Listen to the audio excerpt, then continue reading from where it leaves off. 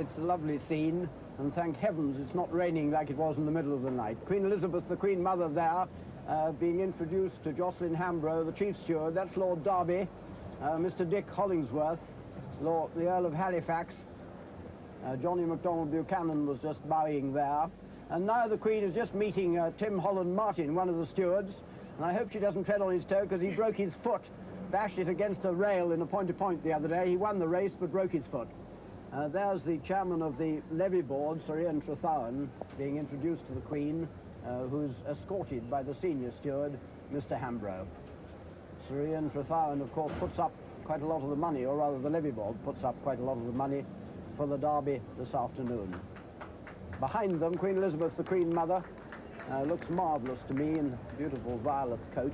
But as they walk in, Derby Day begins. Well, that was just over half an hour ago, but now we have a very special racing treat. Two of the world's most distinguished racing visitors are with us today, Bill Shoemaker, who rides Lomond, and Yves Samata, who rides Sloopy. First of all, Bill, you ride Lomond, you didn't know what you were going to ride till this very morning. That must have upset you a bit. Not really, no. I knew that that Pat Edery had his choice of which mount he wanted to ride, and I think the rains last night and the ground being soft made up his mind that he wanted to ride Summon Leave. What sort of a reject do you think Lomond is? Well, I don't think he's really a reject. He won the 2,000 guineas, and any horse that does that, it must have a little class. And yourself, a bit of class still, Bill? Over 8,000 winners? Yeah. Well, yeah, I'm hanging in there. Well, of course, hang in Sloopy. Sloopy's coming to run from America, and Yves Samata's going to ride it. What can you tell Yves about Sloopy? Well, he was probably not our best 3-year-old. He ran a couple of good races, and he won a couple. He's never won going a mile and a quarter or a mile and a half, so you got your work cut out for you. OK, Yves, you've taken on many a big challenge in your brilliant career as a jockey. How are you going to organise Sloopy? I never seen before, but it's a little bit experience for the change track. It's completely different of America. With the track, the EV today, I don't know. You've told me before that you're always very cool, très froid before a big race. You look very relaxed now, and yet it looks a big challenge. I think it's very quiet on the race for the finish, because the mile and a half is the long. Tell us, Yves, what do you think of Bill Shoemaker?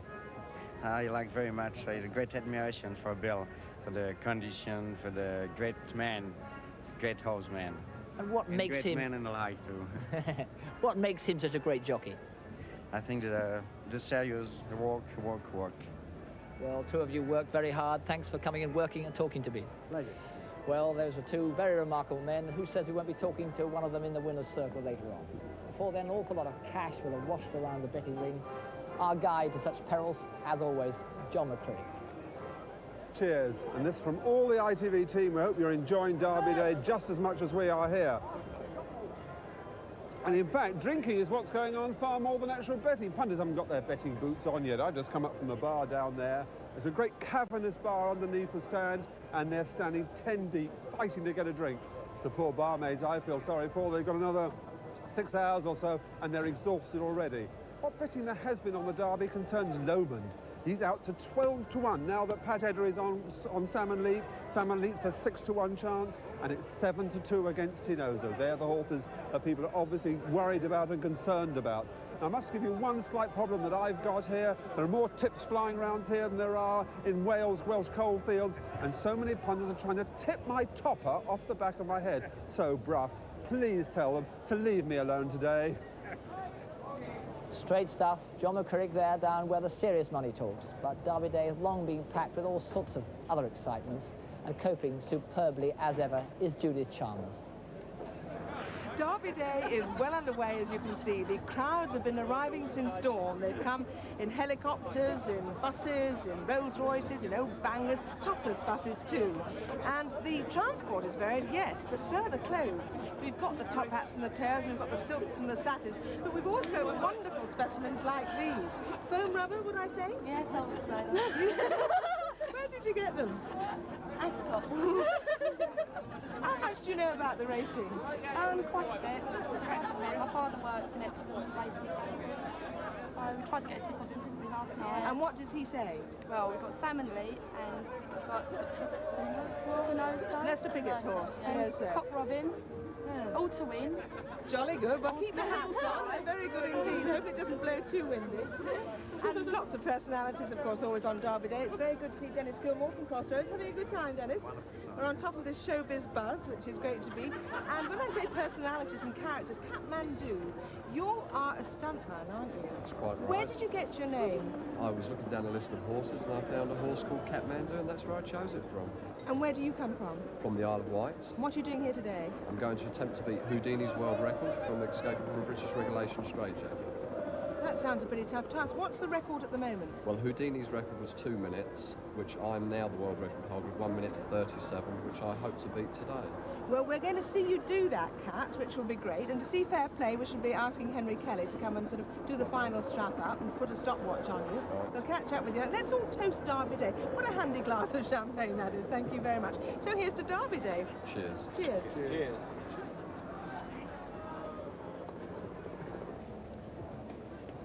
A horrible moment. I thought he was going to eat that. Apparently he was. Have you had any breakfast? No, none at all. Would you like some? Not that sort of breakfast, thank you. How can you speak? My goodness, I hope you're still all right to try for the record. Well, here's to you and to Derby Day, folks. Cheers. Cheers.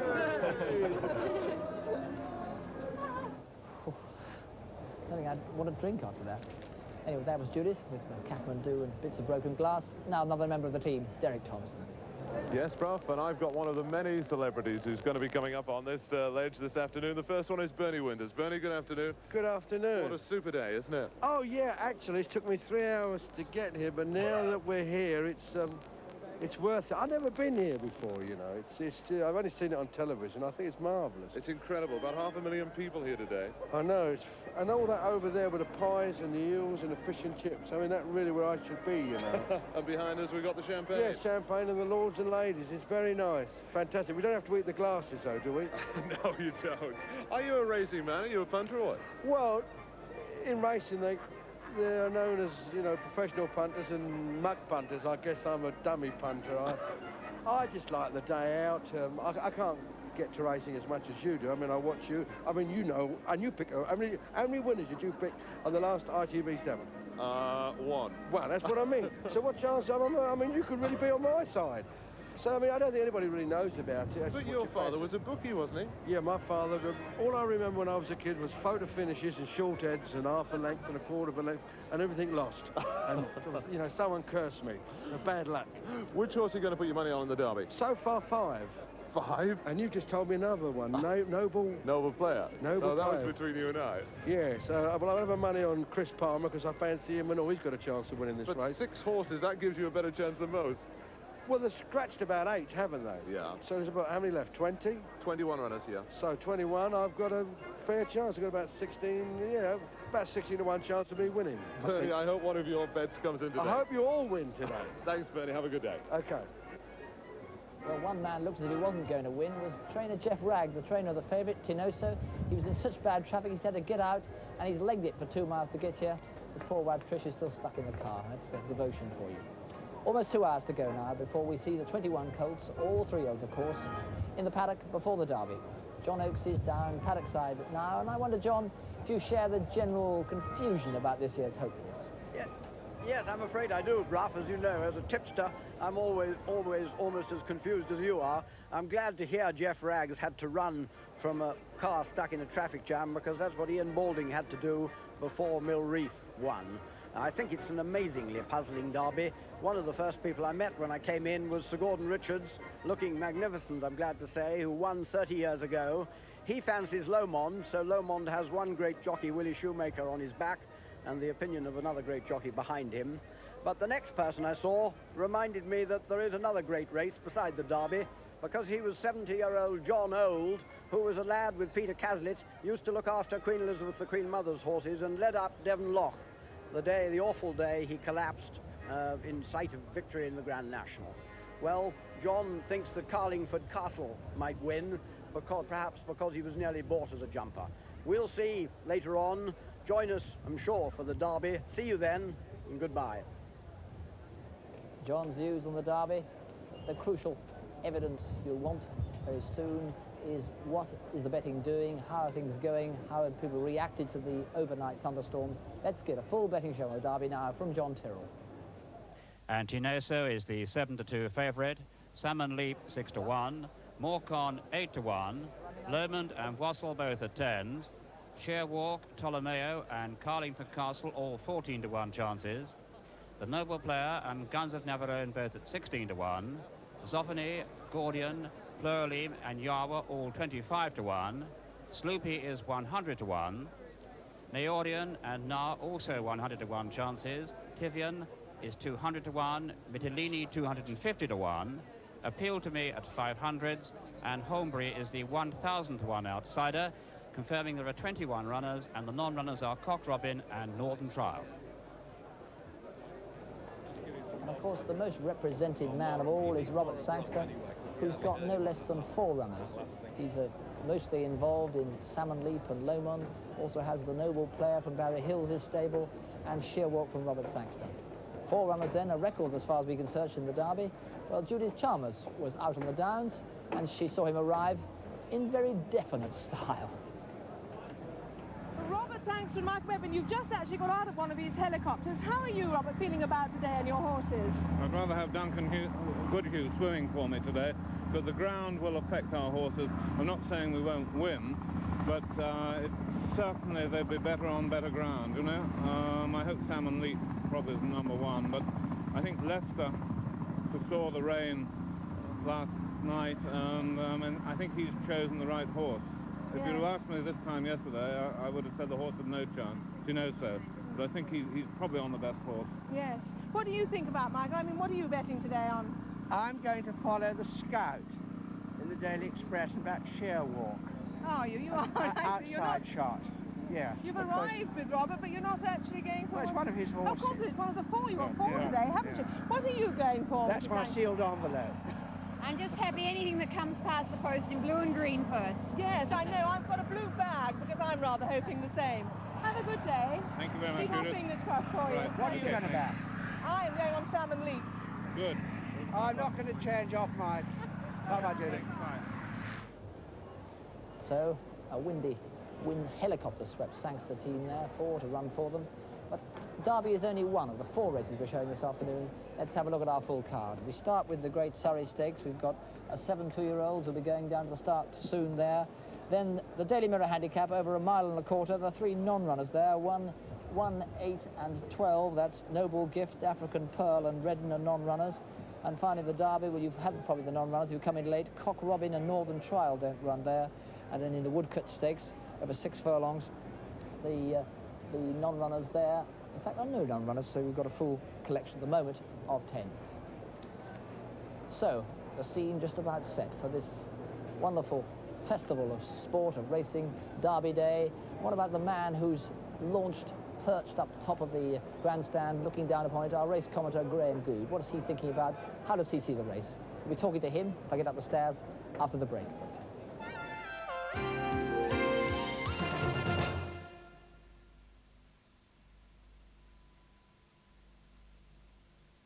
From Zanussi comes Washcraft, engineered for at least a decade of economy and real reliability.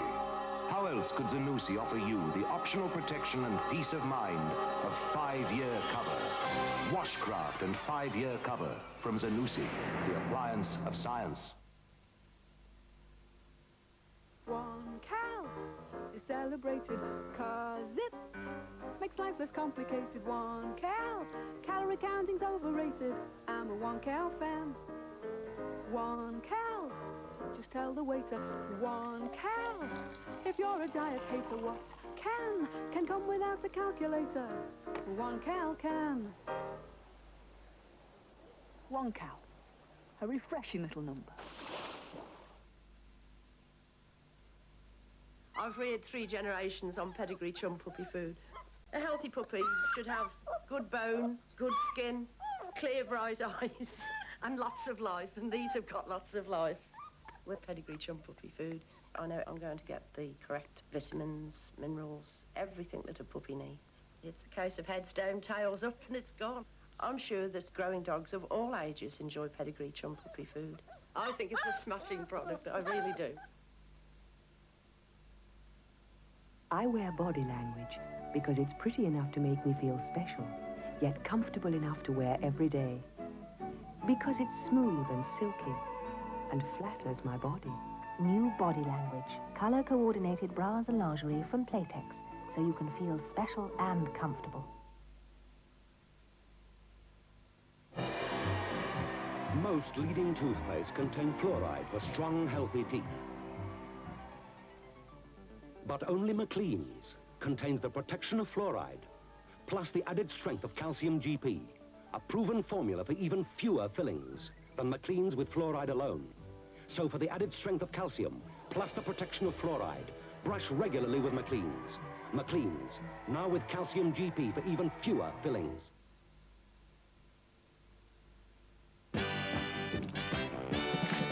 When you finish two films, there's only one place to go. You get big glossy prints at Super Snaps. Call you back when we say, or you don't pay. It's fast service we sell at Super Snaps. We're the high street shop, yeah. We've got the lot, great prints in your hand at Super Snaps.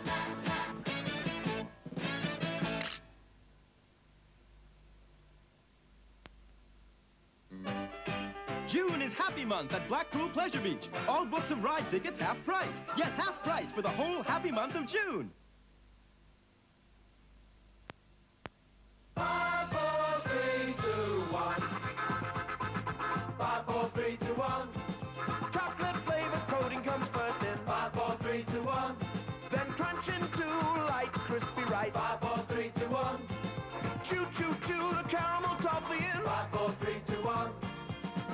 Oh, wafer and fondant too. 5, 4, 3, 2, 1. 5, 4, 3, 2, 1. 5, 4, 3, 2, 1. Hillard's open Ilkley's biggest superstore on Tuesday the 7th of June. For choice, quality and value for money, it's got to be Hillard's, Springs Lane, Ilkley. Welcome back to sunny Epsom. The sun has come out, the band are playing, and I've now been joined while Brough is still on his way, trying to talk to Graham Goode right at the very top. He's got a few problems, which gives me a chance to talk to Sharon Davis and Neil Adams, who are here today. What brings you racing to the Derby? The sunshine. It's beautiful, isn't it? Oh, it's fabulous. Have you been here before? Not to a Derby before, to Cheltenham was the first time. Uh-huh. How is your luck with backing horses? Any Well, she's very lucky. Yeah, actually. Is she? Yeah, that's why I've come. She's going to win us money. Do you actually follow the ITV7 or pop in the betting shop or what? Not a lot, no. Sharon rides, well, we both ride a bit, but Sharon does more riding than I do. But she's very lucky in betting, so that's why we're here. What do you like on a horse? Not too bad. I have my own horse, my Hunter. Yeah. But I enjoy it. Nice fresh air, it's lovely. Would you have liked to have been, say, a lady jockey or a three-day eventer or a show jumper or anything? I think I'm too big. Yes, I'd love to. I'd love to be that small as well, but yes, I would. I enjoy my riding a great deal. Yeah. It's funny, we were talking earlier to Robert Sangster, and he said after all the rain, he needs something to swim through the ground today. I think so. So yeah. what are you going to put your money on today? Well, I had a word with Lester, and he said the ground was very wet, and he thought it was going to be quite good, so to know so for me. He's had a word with you? Yes, he said it was quite good. Did he recognise you, or did you go up to him, or what? He said if he needs some help halfway around, would I come in and save him? So. I like it. Neil, what about you? Salmon Leap. After this morning, we were watching television this morning, and we saw the Irish horses, 3 Irish horses training, and so Salmon Leap's the one that I'm going to go for. I've got to ask you, you're the reigning world and European judo champion. Yes. I mean, is this a distraction from training, or are you having a day off or No, what? well, actually, just after the European Championships, we have a couple of weeks where we actually tail down, and then I've got to start build-up again in about a week's time, and then it's all the way through to the World Championships then. And when are they? No Derby. They're in Moscow, and they're in October, beginning of. Yeah. Do you go out training, you two? I was hearing that you two go out training together. Is this right? We do sometimes. I'm not a very good runner, so I skip out on that. I sky. But we have a bike in the house, which we both use every morning. Well, listen, have a super day today, and nice to see you. Thank you very much. Okay. Thank you. Sharon Davis and Neil Adams, two very close friends, and it's nice to see them here. Now, the runners and riders are on their way to the start for our first race, so let's get the runners and riders from Graham Goode. There are 7 of them, and number 1 is Clantine, ridden by Willie Carson. 2 Snow Card, Philip Waldron. 3 African Abandon, Lester Piggott. 6 Punta Romano, Bryn Crosley. 7 Rick's Woodcock, Steve Cawthon. 8 Time Machine, Brian Taylor. And 12 Wowie Woo, ridden by Dean McEwen. 7 runners. So 7 runners on their way to the 5 furlong start, which is right behind me. The runners now filing up there. It's the fastest 5 furlong track in the world, but with the going certainly officially now heavy, well, it won't be a very fast time. Be interesting to see where the actual horses come down. Will they go to the far side, which is the slower side, or will they come across the stand side where the rain runs away? That could be a bit faster. We'll find out in just a few moments. Let's now have the betting from John Tyrrel. John? And they go 2-1, the favourite Time Machine. Clan Time is at 4-1, and Snowcard 9-2 from 4s. Rick's Woodcote 11-2. African Abandon 7-1 from 6-1. Puente Romano at 20-1, and Wow Wee Woo is the 100-1 outsider. All 7 are quoted. Right, well, that's the betting. A few minutes while the horses do get down to the start, but I think now Brough might have got to the very top. Have you? Well, up on the roof here, you've got London behind you. We can go into the Holy of Holies on a race course where the commentator sits. Here's Graham Goode. Now, Graham, how are you facing up to looking to the Derby? It's a little bit windswept, Brough, I must say. We're, don't mind pot a bit. I think we're going to be blown away before the afternoon is out. How do you cope with calling a race like the Derby? Well, we've got an excellent 22 camera coverage on the race and all around, so we've got tremendous coverage all the way around the top of the downs, which you can now see. This is the home straight, and they'll sort of come in a reverse order right on the top of the hill. That's the halfway stage. And of course, I use a trusty pair of binoculars. But how much is binoculars? How much is... It's a compromise between binoculars and looking at my monitors, which you can see are just behind me. It's very much a compromise between those two things, looking at one and looking at the other. Graham, nightmares in this year's race? The only nightmare in this year's race, I think, is going to be whether the valets tie the caps on of Robert Sangster's 4 horses. And of course, with my crib card here, you know, we've just had to sort of make 1 or 2 last-minute alterations. But before you do go, just one word I would like to say to our seniors and leaders here. I don't want to cast any alarm and despondency, but I was going to go to the opticians last Thursday. The problem is I couldn't read the time of the appointment. Graham, you've got a race to come. Indeed we have. Hope you can see something. Thank you. God bless. Bless a lot. Good. He really does have a marvellous aerial view right at the very top of the grandstand. And of course, all eyes now, binoculars on the 7 runners down at the start. So let's have a closer look at them with John Oaksey. Thank you, Derek. Well, in the middle of that group is Clan Time, the mount of Willie Carson today. This really tough colt by Music Boy. He's only been beaten once this season. That was by Lackluster, and he then avenged that defeat in a tremendous battle with Lackluster at York. They both had really hard races, I thought. Actually, George Duffield was riding Clan Time that day, and Edward Hyde on Lackluster. But Jack Berry tells me that Clan Time's come through it really well. He's sure he'll handle the soft ground, and is full of hope that he might win for the 4th time. But an obvious danger is Time Machine, who we'll see in a moment. Time Machine has won. Clan Time's gone to 9-2 from 4-1. That's the outsider Wow Wee Woo besides Clan Time. And there's Time Machine going across the middle of your picture now. Well, this is a fast colt by Connaught, and it's very much in his favour that he won very easily indeed at Brighton. On the right of your picture now is Time Machine, Brian Taylor on Time Machine, because Brighton, like Epsom, is an undulating track, a very easy 5 furlongs, much of it downhill, and Time Machine went downhill so fast that he beat Sing to Me by no less than 7 lengths. Snowcard's gone to 5s, so that augured pretty well for his attempt at this 5 furlongs, which also runs downhill for quite a way. That's number 8, Time Machine, the mount of Brian Taylor. Just going towards the stalls there. Well, Snowcard has won a couple of races. That's Snowcard and Philip Waldron on the right of the picture, just gone behind the post with the Cross of Lorraine on Philip's chest. Snowcard, a colt by Imperial Fling, was only second to Sylvan Barnum, who we see later this afternoon, later on, but he can go too. Tremendous luck depends on the start. Puente Romano, not surprisingly, 25-1, one of the 2 outsiders. A great deal depends on the start here at Epsom and on how the horses come down this initial downhill furlong and a half. It's the fastest 5 furlongs in the world, and in August they'll be trying to break the all-time time record. Well, ready, almost ready for the Great Surrey Stakes. Over to you, Graham. There are 7 runners. Rick's Woodcote a 9-2 shot from 5-1. The last one going into stall number 2 is Puente Romano. He's just about to go in, one of the two greys in the race. That looks about it. He's in. And now the starter mounts his rostrum. The white flag greys are under orders and they're on their way. A pretty level break. And in the very early stages, Wow Wee Woo showing very good speed. Time Machine towards the left of the picture disputing it. Also up there is Clan Time, and it's Clan Time and Time Machine and Puente Romano. Those are the three that disputed.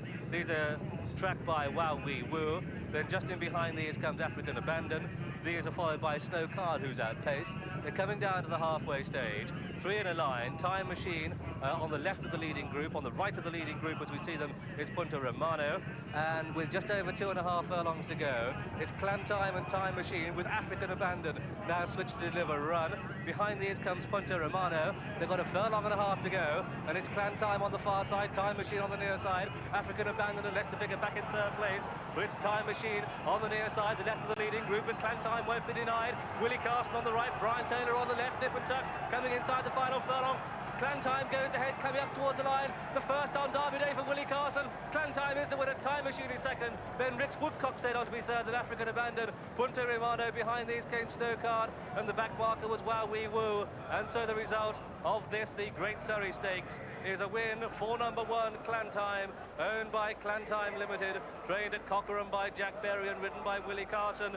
First blood to him on Derby Day. That's his 31st winner of the season. Second was number 8, Time Machine, ridden by Brian Taylor. And third was number 7, Rick's Woodcote, ridden by Steve Cawthon.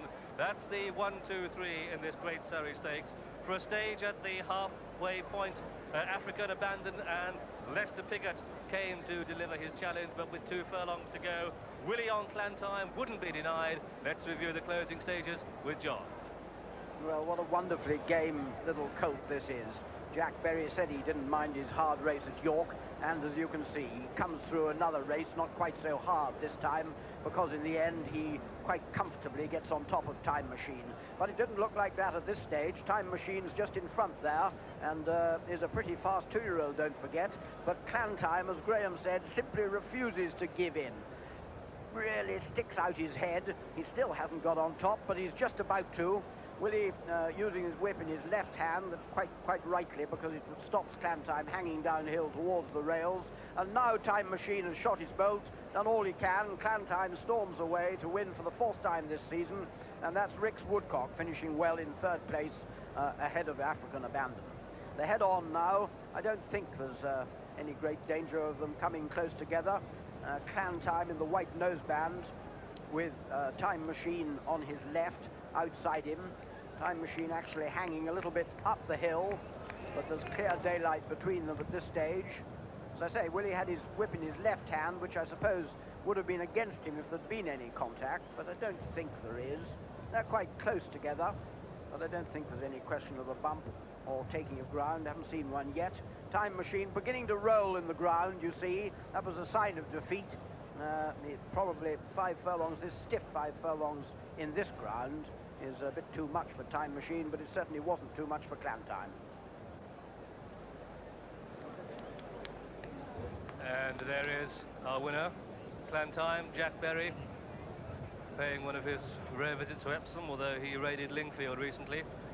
And his horses are really flying. They're going phenomenally well and getting a well-deserved pat on the neck. As John was saying, this son of Music Boy was winning his 4th race from only 5 starts, and a very, very determined performance by Willie Carson as well. Time Machine from the Inform stable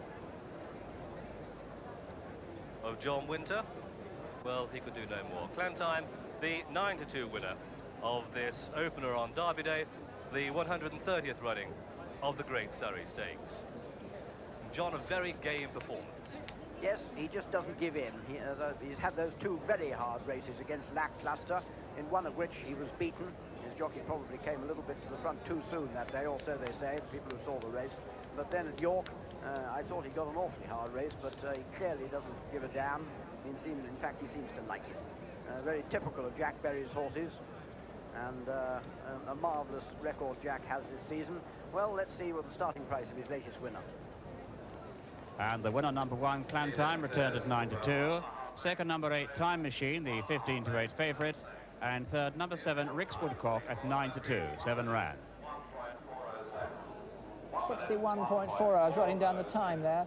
That's 6 seconds slower than the standard. The jockeys say the ground is soft, but it's not bottomless by any means, and of course it is scorching hot. But what another wonderful chapter in this extraordinary story of Jack Berry this season.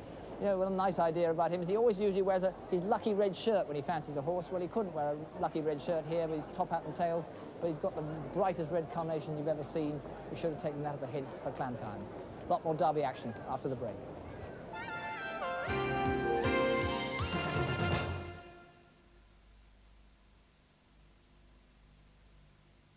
And this young man approaching the table, attempting for the first time to make himself a milk drink without making a mess, using milk meat, a delicious new kind of milk flavouring from McDougall's.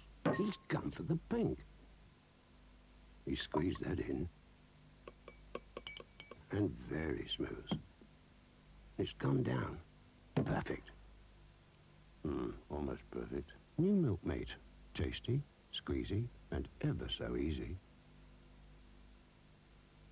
Hi there, Pricelo here. Follow me and see what's in store at your local Granways. Maxwell House coffee, 97 pence. Del Monte fruit juices, 37 pence. Kellogg's brand flakes, 62 pence. Sutherland spreads, 16.5 pence. Camay toilet soap, 6-pack, 99 pence. Granways, where everything is right on your doorstep. Yes, it is.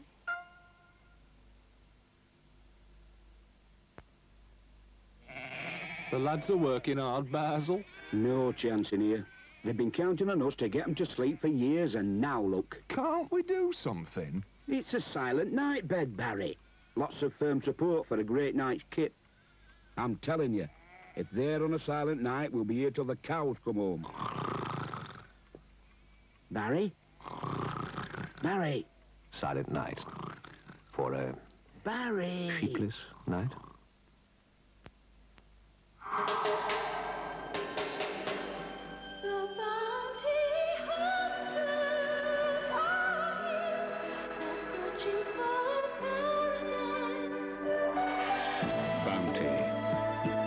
Tender coconut, moist with pure syrup, lavish with thick chocolate. Bounty gives you the taste of paradise.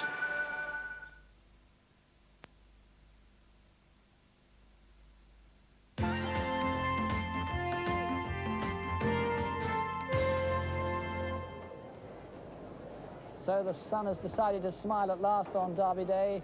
Still not absolutely certain. It might just catch us out with one of those dramatic thunderstorms. But an enormous crowd once again pulling in. People argue all sorts of numbers of hundreds of thousands, but it's up to 500,000 people tend to turn up here. Enormous number, but the most important people when it closes on Derby time are the jockeys. And one of the jockeys at this moment is poised and ready to talk to Derek Thompson. Yes, the man himself, Willie Carson. What a way to start Derby Day. Willie with the winner. Yes, very nice indeed. Yeah? You've got to finish the day too, you know. You're right. It's nice to start it well, though. What is the ground like after the heavy downpour last night? Well, they just ran over a minute there, so the ground is it's slow for Derby Day, Yeah. but it's not heavy. Yeah. It's not heavy ground. You came down the middle. I mean, in the Derby, could people come down the stand-side rails, which would be very unusual for the Derby? I would think it's highly unlikely that they'll come to the stand-side rail, but possibly down the middle, yes. Yeah, that looks pretty good. Yeah. It's a long way to go across when the ground is not heavy. Yeah. The ground is good to soft, really. You know, or you could call it soft ground. That's all right. Anyway, what is the latest news on your Derby Mount Morecambe? Garitas is an on-runner, so you're riding Morecambe. Are you quite happy with all the rain and the going? It won't be inconvenient him at all? No, he won on the very heavy ground at Goodwood, so he's proved that he can handle soft ground, so that's not going to stop him. What about he sweats up a little bit? And, you know, if a horse sweats up, I mean, Derby Day, everybody here, will that upset him? It's possible. That is the possibility. That's what I'm fearing, that he will get upset. But we took him away to Bath Racecourse and showed him a racecourse, and he was, the 3 horses there, and he was the coolest one there. So hopefully that little visit to Bath will help him for today. Wish you all the best on that. And you're in the colours now for Elmar in the second race. Another winner for Willie Carson? You said it, not me. Thanks, Willie. Well done in the first. All right, thank you. With us here is Freddie Head, who of course knows about horses getting upset on Derby Day. Was it Bobo, the horse who went all over the place? Yeah, Bobo went mad during the parade. And Freddie, pluralism, people haven't really talked about him much in England. I think they've rather ignored him. What do you feel? No, well, last year he was a very good 2-year-old. He was very green. I had some problem with him in running, but this year he behaved well. He ran well. His last run was, he was third to Les Migrants in a Prix Lupin. And he's a decent horse. He's not a super champion, but I think he's quite a good horse. Well, tell us about this steering problem, because knowing the problem you had on Leafard, and you had, as you know, some pretty unpleasant criticism as well, what's his steering actually like? Well, last year twice he ran out in a race, but you know he was only a 2-year-old. He was very green. This year I never had any problem with him, so I don't think he will. We read that he had a pricker, which is, as you know, a piece on the bit to try and make the horse steer better. What gadgets does he have on today? No, he won't have anything on. He's never had anything on this year. I mean. Well, Freddie, we've talked to you after major triumphs at Newmarket. In fact, you won the Amico Jockey of the Month award at Newmarket after doing that. Epsom, though, is different. Here you are, Epsom. How much pressure does it put on you? Do you feel that perhaps Freddie Head, the champion in France, gets lost overnight? No, not at all. Especially here, my horse is not favourite. I mean, I have a chance, but that's all. So there's no pressure on me. No, not at all. No. You look pretty relaxed. Thanks for talking to us. That was Freddie Head, the champion of France. But excitements are happening on the Downs. Let's see what Judith is up to. If she's chewing glass like the last time. Here she is.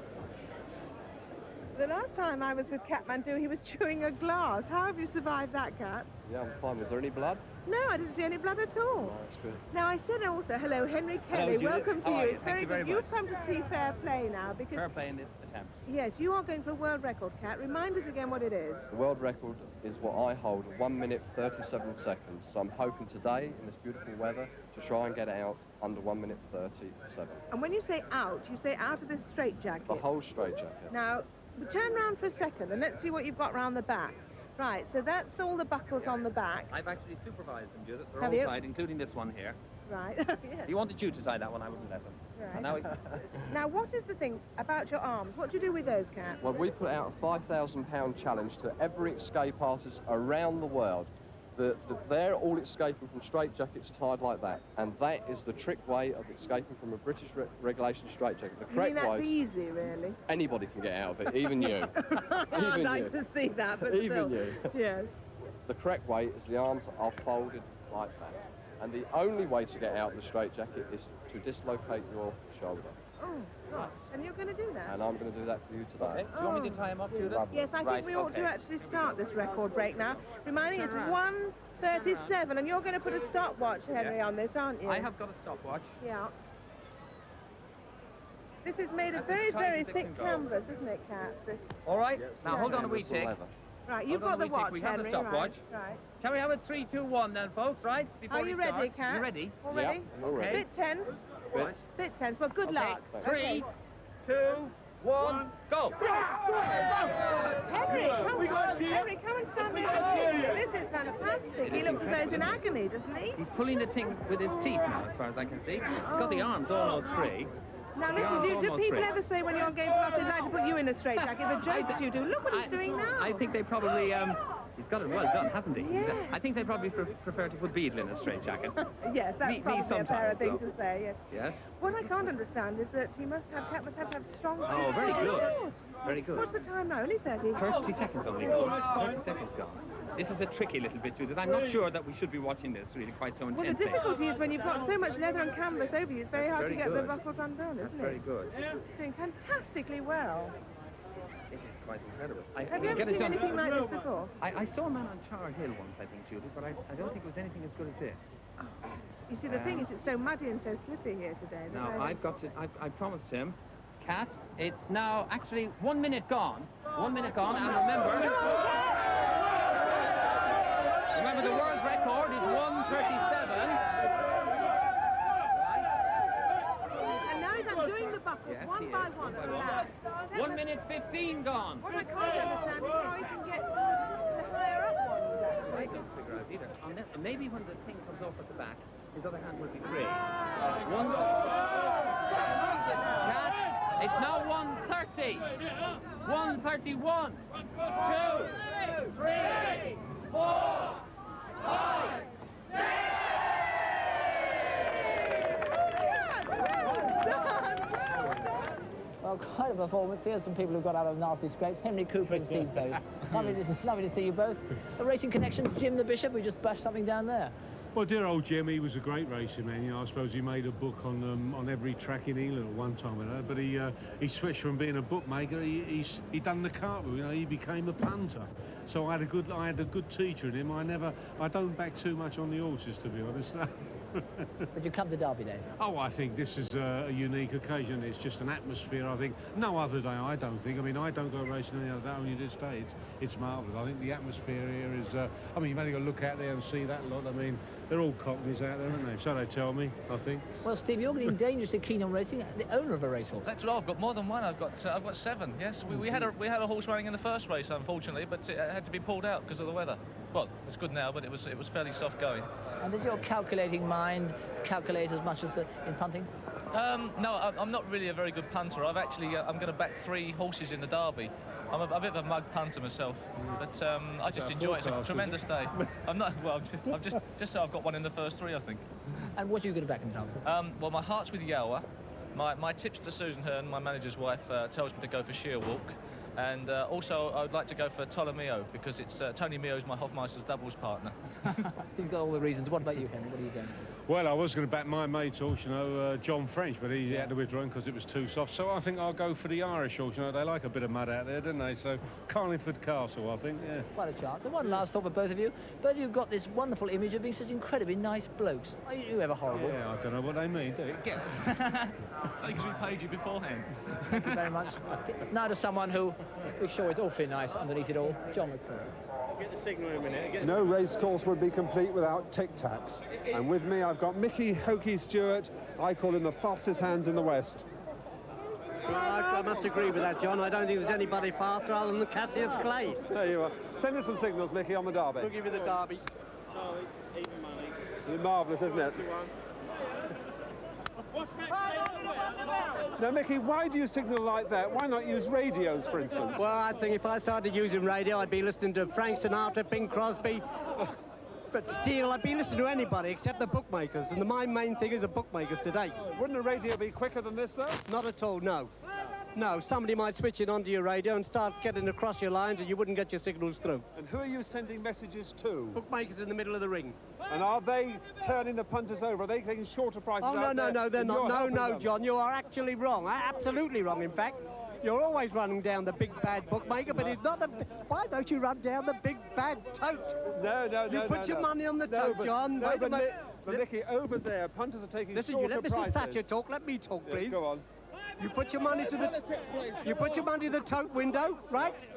You pay you whatever you like. You've got to say thank you very much. With the bookmaker, you make a contract. Mickey Hokey sending all the news round Epsom. Without him, there'd be no information anywhere. Mickey Hokey, a real professional. Yet survive, but let's see how Derek's getting on. Well, with great respect to John McCraig, I've got the best-looking owner of a horse in the Derby with me now, Penny Jarvis, who owns the rank outside of Metalini. And what's a former top international fashion model doing with a horse in the Derby? How did this come about? Well, I've always loved horses, and we've had some riding horses before. Came a couple of times to the racecourse, absolutely thoroughly enjoyed it. So. But how did you get hold of Metalini anyway? How much did he cost you originally? 28,000 at the Newmarket sales. Well, not cheap. No, he wasn't cheap, but he was so beautiful. I mean, I expected to go to about 10, but I kept on to the end. Has he repaid any of that money so far? Well, he won a maiden at Whiteby Maiden Stakes as a yearling. Yes. Came first, but this year his best race was the first time out. Came fourth here on the Epsom. Didn't run too well last time out. No, he didn't. He got stuck in the mud there. I mean, it was very heavy going and sort of clay, the ground, so yes. Hopefully today will be better. He's 250 to 1 today. Do you think you have any realistic chance of getting in the frame? Well, I think we've got as good a chance as most of them. Yes. Not all, but most of them. Did you ever think when you were starting out as a model that one day you'd have a runner in the famous Epsom Derby? Never, ever. Yeah. No. And what's it like? Very exciting. Mm-hmm.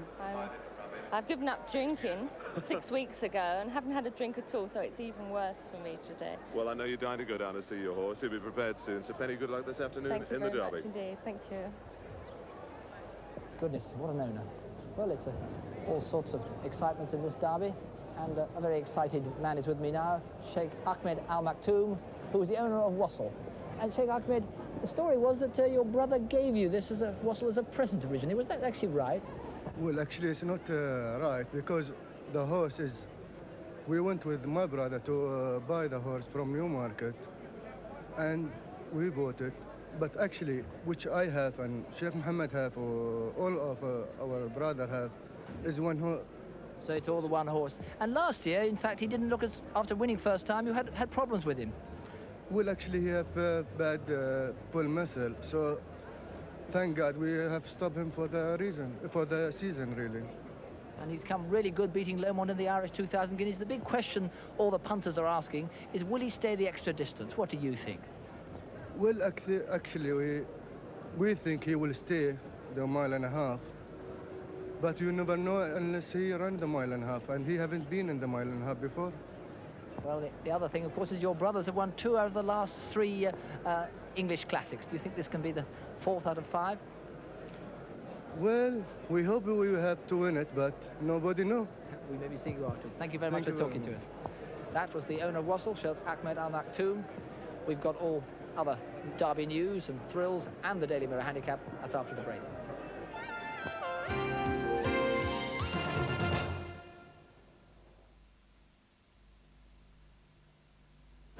Something different is happening to ice cream.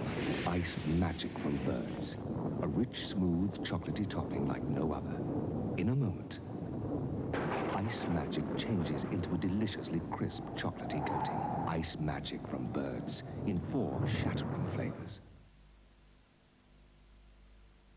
At Presto, Red Dot means more of the brands you like at the price you want. More really low prices, like Kleenex toilet tissue at 42.5 pence.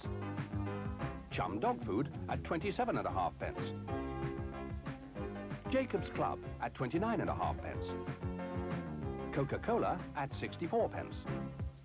And Robertson's Golden Shred at just 38 pence. The Red Dot at all Presto food markets. For the food you like at the price you want. Marathon's just a job. Fills me up, stops the hunger between meals. Fills me up knowing. It's so satisfying. It's a very satisfying bar. Keeps me filled up as well. It's great. It's so satisfying. Nougat and caramel, packed with peanuts, all covered in delicious milk chocolate.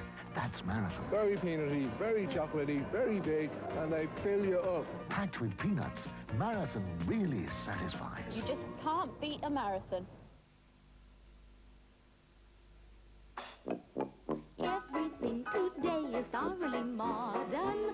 Bird's eye oven crispy is caught in batter in the oven you pop. Traditional deliciousness, goodbye. Oh, frying pan, I'm changing and how. So hear that bird's eye cod has thoroughly modern batter now. Bird's eye oven crispy cod. It's thoroughly modern, but it tastes traditional. Oh-do-de-oh-do.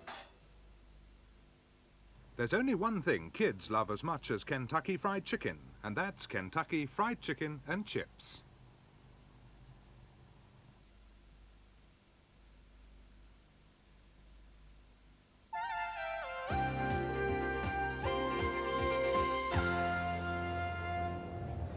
Well, they are rather stunning scenes from up in the helicopter, aren't they, looking down on Derby Day? And things have got much better than they looked early this morning. We thought we might have a repeat of what they used to call the Dirty Derby of 1863 when it was so muddy. It even snowed on Derby Day in 1839, 1867. But all seems well now, and somewhere down there is Judith Chalmers. Well, here we are surrounded by fashion, in fact, but I'm delighted that we have 2 fashion experts with us because it is a lovely, fashionable day, Derby Day. David and Elizabeth Emanuel, Hello. You've been looking at the fashions today. What have you thought about them? Gosh, there's lots of silk around, and I think Liz is quite a good example. But tons of white, navy, and red.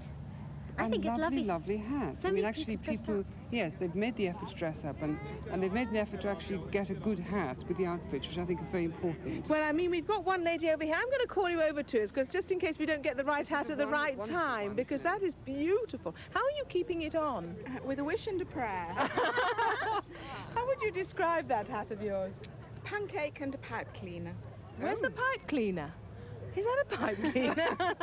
So that's one example, actually. And perhaps you could tell me how you're holding that on as well. That's wonderful. This is a good silk drop waist crepe de chine dress. It's very simple but very stunning. And a divine hat. I mean, these marvellous flying saucer shapes are wonderful.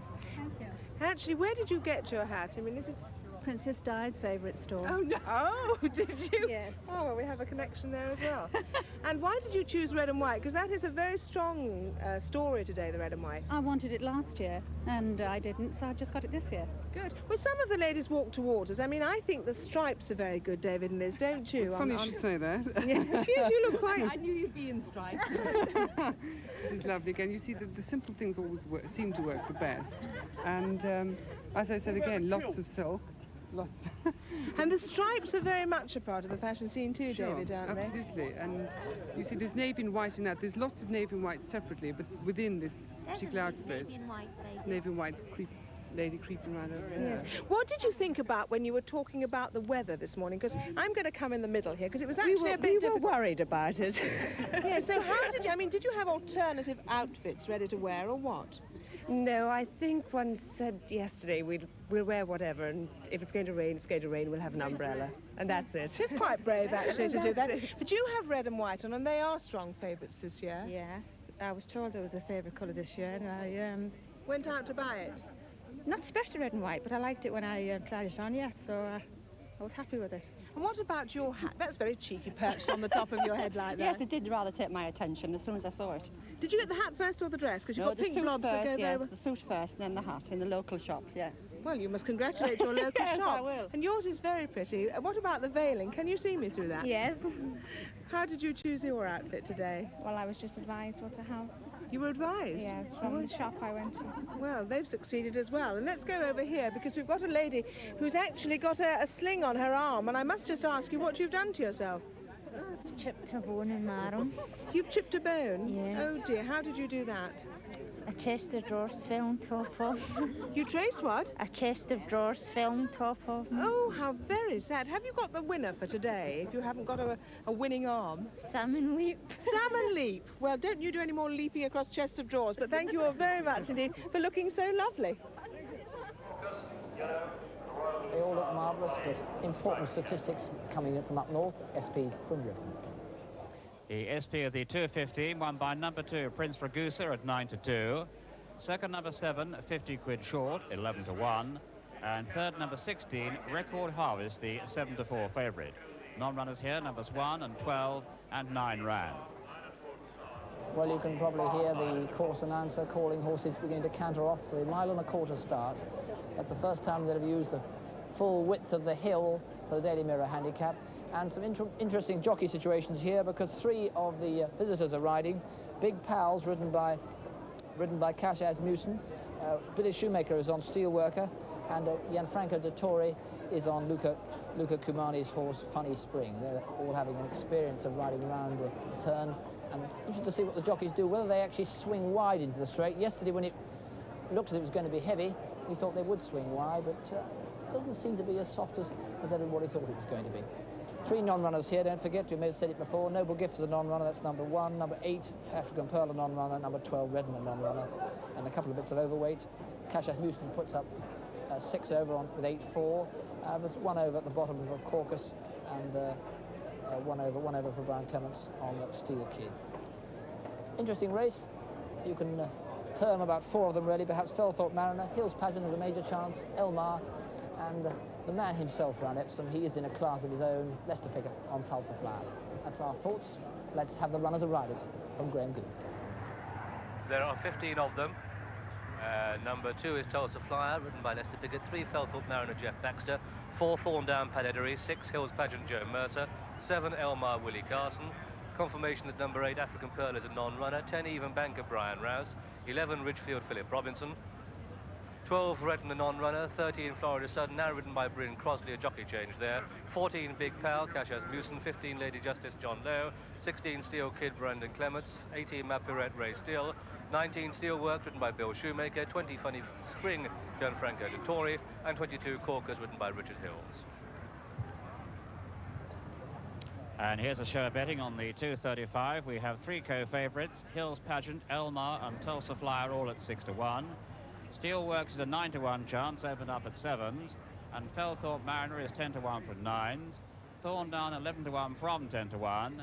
Even Banker, Mar Pierrette and Florida Sun all at 12 to 1 and 14 to 1 bar those. Well, time spent in reconnaissance is seldom wasted, and as Brough told you, the three visitors, strangers to Epsom, Cash Asmussen, Bill Shoemaker and Gianfranco Dettori, are all riding in this race. Cash Asmussen, in fact, not in the picture there. He rides Big Pal for Guy Harwood. Big Pal, a horse of which Guy must be very fond and proud, because he took him over last season. He's an 8-year-old, well, he was then a 7-year-old gelding, and managed to win 6 races off the reel. That's, I think, Cash Asmussen, second from the right of the pictures as we see now. Guy Harwood's rather distinctive personal colours. Got a large black H on them, on the back and the front. Big Pal hasn't run this season, so he probably will need this race, but will give Cash Asmussen experience of Tattenham Corner and how it feels to come up the Epsom Straight, because he, of course, will be riding in his first derby later on Goode. Bill Shoemaker, and well, he knows the place well. He's in the middle of your picture now on Steelworks in the quartered colours, just to the right of the horse under the 10. Steelworks, a 5-year-old by Steel Hart, ran pretty well last time out, only just beaten by Lady Camina at Brighton. Not altogether consistent, Steelworks. He likes this way round, left-hand tracks, and I should think would give the great man a good ride. It's number 19, Steelworks, in the middle of your picture. And there is Gianfranco Dettori in the familiar colours of Mrs. Zerker on the left of that group there now. That's number 20, Funny Spring. Had a couple of runs this season, but funny old horse. He does himself very well. He almost always looks as if he would need a race, but that's just how he is. And on his best form, he didn't have a chance today, but it's quite some time since he's shown it. Nevertheless, Gianfranco Dettori will also get the valuable experience of popping round Tattenham Corner. Well, I'm hopeful that Lester Piggott might win on Tulsa Flyer, but let's have a look at the betting. And Tulsa Flyer now the 11 to 2 favourite from 5 to 1. Hills Pageant 6 to 1. And Elmar's gone out to 7s, opened up at 5s. Steelworks at 9 to 1. Felthorpe Mariner 10s. Thorndown 11s. Even Banker and Florida Sun both 12 to 1 chances and 14 to 1 bar. There is Tulsa Flyer. Leicester standing motionless, just having the lead put on by the stalls handler. Well, he's given some wonderful exhibitions on Tulsa Flyer this season, notably at Lingfield, when he absolutely conned the other jockeys, or that's how it looked to me. They allowed Leicester to adjust his own gallop, and when you allow him to do that, it's just as well as putting a noose around your neck, because you get beat. And admittedly, Tulsa Flyer's penalised for his successes, so he's got a lot of weight, 9 stone, and I don't know whether Leicester can do it again, but I'm full of hope anyway. That's the great man on number 2, Tulsa Flyer. There's Elmar on the left of the picture now. Won the Jubilee at Kempton, beating Min-Max pretty impressively, really, and has run quite well since then to be 3rd. I believe that John McCririck's got some news. First down, first back. That's an old racing saying, isn't it? And Tulsa Flyer was first to go down, and he's now 5 to 1 favourite from 6 to 1. Hills Pageant's gone out. He also was 6 to 1. He's now at 6 to 1, 13 to 2. I can hear them called there. Elmar pretty solid at 7 to 1, and you cannot get 10 to 1 Steelworks. But will that old saying come true? First down, first back for Tulsa Flyer and Lester Piggott. Well, I hope so. Tactically, as we've said many times, it'll be interesting to see what course they steer. There's Hills Pageant in the picture there, number 6. Hills Pageant, the mount of Joe Mercer. Joe still looking for his first derby, well, I wish him the best of luck. He's much more likely to win on Hills Pageant, who's been second in both his races this season. Beaten a long way by Ridgefield in the Rosebery Stakes, but much better against Farry Offer last time out.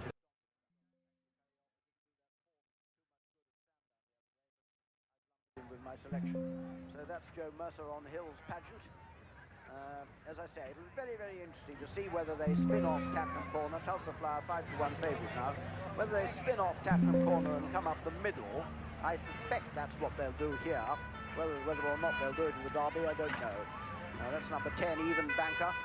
Brian Rice on even banker. I think they're nearly all in, so over to you, Graham, for your Derby dress rehearsal. 1.25 miles this trip, that's it, all in, and they're all out. And pretty level break. Tulsa Flyer up on the outside disputes the early running with Big Pal, and it's Tulsa Flyer in the lead from Big Pal. Then on the inside of these comes Florida Sun. Also up with the leaders is Felthorpe Mariner. Behind these comes Steelworks, and behind Steelworks Hills Pageant. The back marker at this stage is Even Banker, and it's Tulsa Flyer, Leicester Piggott setting the pace as they continue their climb to the top of the hill. 1 mile to go. Tulsa Flyer in the lead. From in second place Florida Sun, then comes Felthorpe Mariner, followed by Big Pal, then Steelworks, and followed by Steel Kid. Hills Pageant comes next, and the back markers include Map Pirette. Also towards the rear is Thorndown, Ridgefield, and last of all Even Banker. 6.5 furlongs to go. Tulsa Flyer in the lead, from Florida Sun second, Felthorpe Mariner third, then Cash Asmussen on Big Pal in fourth. Elmar has improved to go into fifth. That's the striped jacket. Behind these the striped sleeves of Hills Pageant. Then comes Steelworks. So they begin the swing down into Tattenham Corner with Leicester Piggott on Tulsa Flyer in the lead. Be interesting, very interesting indeed, to see where Leicester elects to go. They've got just under 5 furlongs to go. Tulsa Flyer the leader, from Florida Sun, Felthorpe Mariner. The grey is Big Pal, then Elmar, Hills Pageant. Then making up ground on the inside is Steel Kid. They begin the descent now into Tattenham Corner. Just over 3.5 furlongs to go. Tulsa Flyer in the lead. Franco Dettori coming a bit wide. Bill Shoemaker is coming very wide indeed. Leicester's coming wide. Florida Sun's on the right. Leicester's coming wide. Felthorpe Mariner's coming wide. Joe Mercer and Hills Pageant is coming wide. Which is put the Catterbugs to pigeons. Just over 2.5 furlongs to go. Florida Sun on the far side in the lead, being chased by Steel Kid. On the extreme left of the picture comes Felthorpe Mariner. Behind Felthorpe Mariner, Hills Pageant, then Funny Spring, then Elmar. They've got 1.5 furlongs to go. On the far side, definitely in the lead. It's Florida Sun in the lead, 1 furlong to go. Florida Sun on the right of the picture has a definite advantage, and in fact he's well clear. Florida Sun well clear from Hills Pageant, Felthorpe Mariner and Elmar on this side. Steel Kid is chasing home Florida Sun on the far side, but Florida Sun and Bryn Crosley a lead of some 4 to 5 lengths as he comes up towards the line. Florida Sun is the winner. Elmar is second, Felthorpe Mariner, Hills Pageant, then Ridgefield, Funny Spring, Lady Justice, Mapirette, Steel Kid. Then came Big Pal and Tulsa Flyer, and Steelworks towards the rear, Caucus, Even Banker, and last of all was Thorndown. And so the result of this, the Daily Mirror Handicap, a win for number 13, Florida Sun, owned by Mr. Robert Ogden and Mr. Jack Hansen, trained by Jack at Weatherby and ridden by Bryn Crosley. Second was number 7, Elmar, ridden by Willie Carson. Third was number 3, Felthorpe Mariner, ridden by Jeff Baxter. For the record books, the 4th horse home is number 6, Hills Pageant.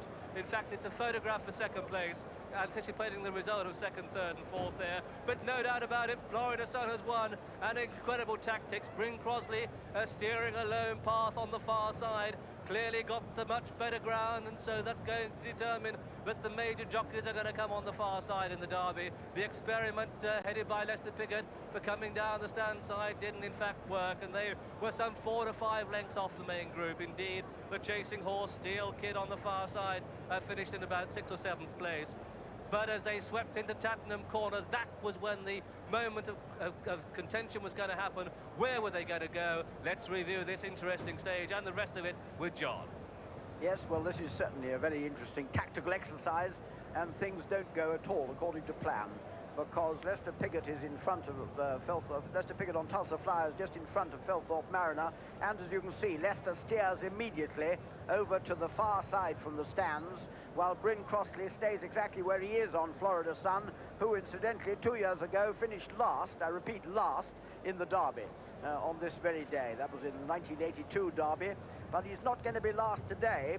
Florida Sun over there from Steel Kid on the far side, and it's immediately clear that the horses over on this side, that's to say the stand side, are not getting any advantage. Felthorpe Mariner's gone to the front of Hills Pageant there, but Florida Sun is proceeding up the normal route. That's where Derby winners normally come, and I very much suspect that it's where this year's Derby winner will come, because surely the jockeys will take this as a demonstration that the ground over there is at least as fast, if not faster.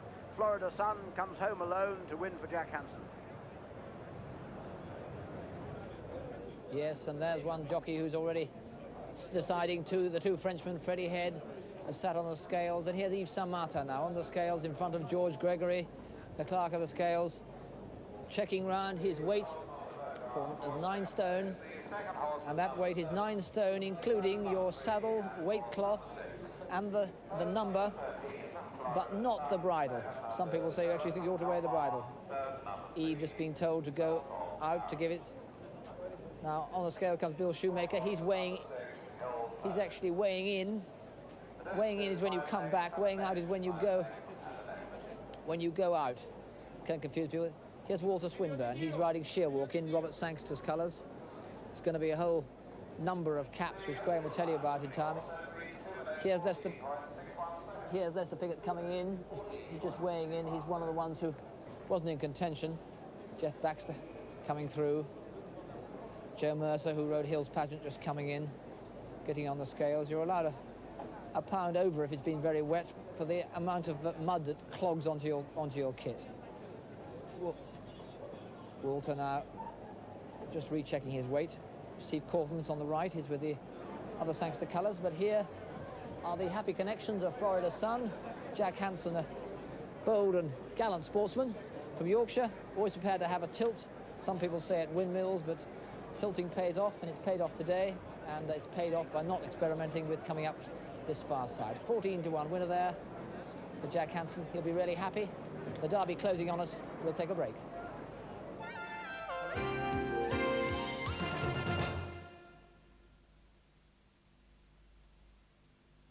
Here's my bread and better, cos nout's taken out. 100% wholemeal. With this, there's no doubt.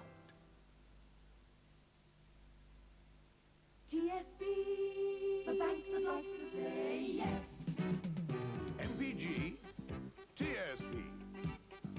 VHF, TSB. TSB. TSB. TSB. From 123 to OAP, from Form 5B to new trainee, all TSB. VIPs. TSB, the bank that likes to say yes.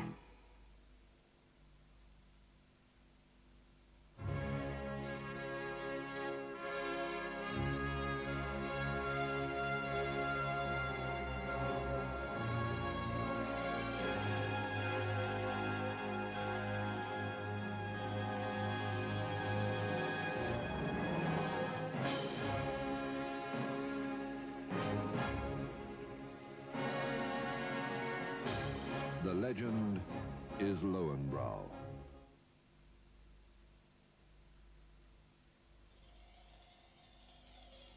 New Sure. Let's do it. Do it again.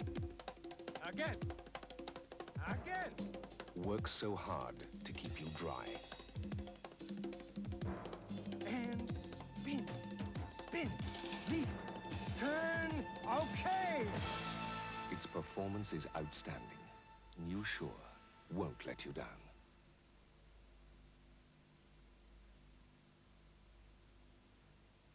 Mr. Brown believes in squeezing the last ounce out of everything he buys. The car, the telly, and the central heating boiler could give years more Trojan service. So there's no point in telling him a new gas boiler would be much more efficient and controllable. And by ordering now, he'd pay nothing till November. Charlie? Yes, the boiler. Still, Mr. Brown knows best. You may ask why the gloom. There's no meat on the moon, but I'm coming home soon to spam, chopped pork and ham. It's 90% meat. Diamond Dipper, Dusty Dipper, Dynamite Dipper, Dummy Dipper, New KP Choc Dips. Desert Dipper, Dainty Dipper, Dollop Dipper, Deputy Dipper, Delicious choc dips with over a dozen biscuit sticks. Demon Dipper, Deacon Dipper, Down Under Dipper, Doctor Dipper. New KP Choc Dips. Dipping a stick in is gripping.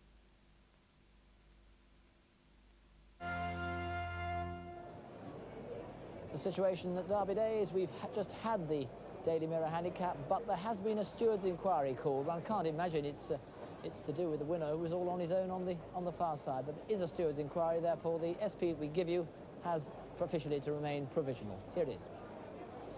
First number 13, Florida Sun at 14-1. Second number 7, Elmar, 6-1. And third number 3, Felthorpe Mariner at 9-1. Tulsa Flyer was the 5-1 favourite. Non-runners numbers 1, 8 and 12 and 15 ran. There is a historic moment, the 30th time that Lester Piggott has sat on these Derby scales. 8 times he's come back in and received the congratulations on the other side. Lester, you can't see his face from this angle, but I bet it's as phlegmatic as ever, and I bet there's a wry old grin. He's smiling there, I can tell. He gets quite charged up on Derby Day, I can tell you. Who wouldn't? And his perfectionist record, not surprising. There's Cash Asmussen, who's going to be riding Goode in. Just getting on the scales, a big, tall Texan Cash, who's brilliantly successful in France, riding for Stavros Niarchos in France, and those are Niarchos' colours. He rides for Guy Harwood today. Willie Carson's in the background, and on the right is that living legend we talked to before, Bill Shoemaker. 8,000 winners to the good, just touched off in the Derby with Hawaiian Sound, and Shirley Heights beat him. And today getting up on the massive Colt Salmon Leap. He was going to be on the massive Colt Salmon Leap. He now gets on Little Lomond, who after all won the English 2,000 guineas. And the ground here, not as soft as all that. They ran 2 minutes 14 for the mile and a quarter. That's 9 seconds slower than the standard, which isn't that bad. It's slow, but it's not that bad. A bad patch at the top of the hill, we think.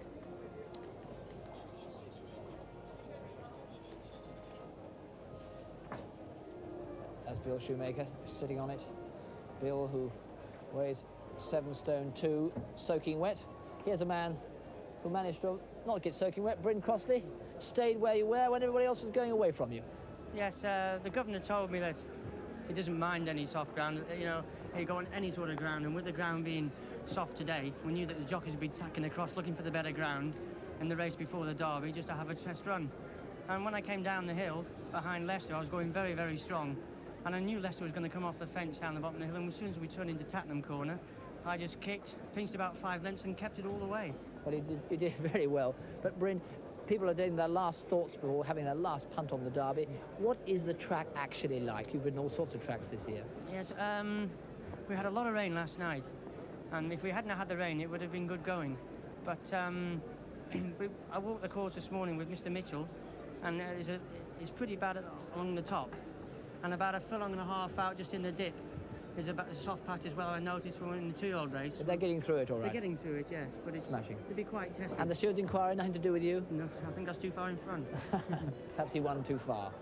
Now a man who keeps winning in his way, Lance Percival, who I think has got unusual companions today. He gets some, I tell you.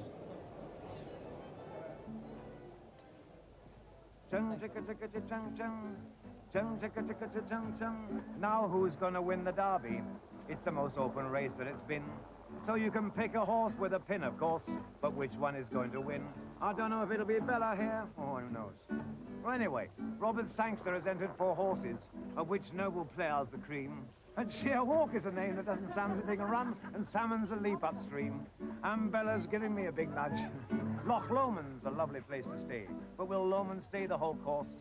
And I'm afraid that Guns of Navarone is merely an old war horse. Not like Bella here, she's an old war horse too. Wassell won the Irish Guineas, but his owner, Sheikh Mohammed, frowns when he says, if Wassell does not win the Derby, I'll buy the whole of Epsom Downs, and he means it too. Now Tolomeo is the Italian horse, who the stable lads all swear every day is heard singing in his stable, installs cornetto, back me each way. No chance. Because there's no snow here today, but you know so. But with Leicester, you never know. The fact that he's favoured, I feel, is a con, and it's more con that's worth a go. Carlingford Castle's great in the mud, and is marvellous at swimming a moat. And Sloopy's sailed over from the States, but he should have stayed on the boat. So should have you, Bella. Should have stayed on the... Bella, behave yourself. Last one now. Now Nar can nap off from my point of view, and Cock Robin has gone off half-cocked. And if appeal to me appeals to you, you're in for a hell of a shock. So who's going to win the Derby? Well, I must declare, I suppose, More con and noble player each way, and to know so right on the nose, and to know so right on the nose. And now I'm afraid I've got to depart. With Bella, I've got to get down to the start. Come on, Bella, down to the start. Off we go. Hey, lovely. All of them. Nice.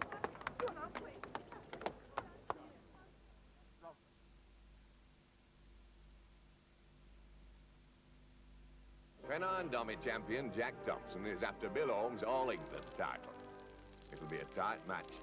Jack's first set up, and he's played an ace. And Bill's replied with a bunch of crisants. Now Jack's drawn a pint of trophy and stuff. But wait on, old Bill's left standing. Jack's away, and oh, what a finale! Jack's expert on tippling as well as toppling. He likes a brew with good head and body. He's only happy holding trophy. Trophy best. Head and body above the rest.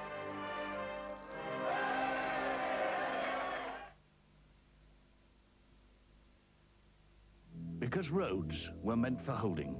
The new front-wheel drive Toyotas. Because legs were meant for stretching. The spacious new Camry. Because luggage was meant for carrying. The new Tyrrel hatchback. Because petrol was meant for sipping. The fifth gear economy. The new Camry and Tyrrel. Because you weren't meant to worry. Drive a Toyota.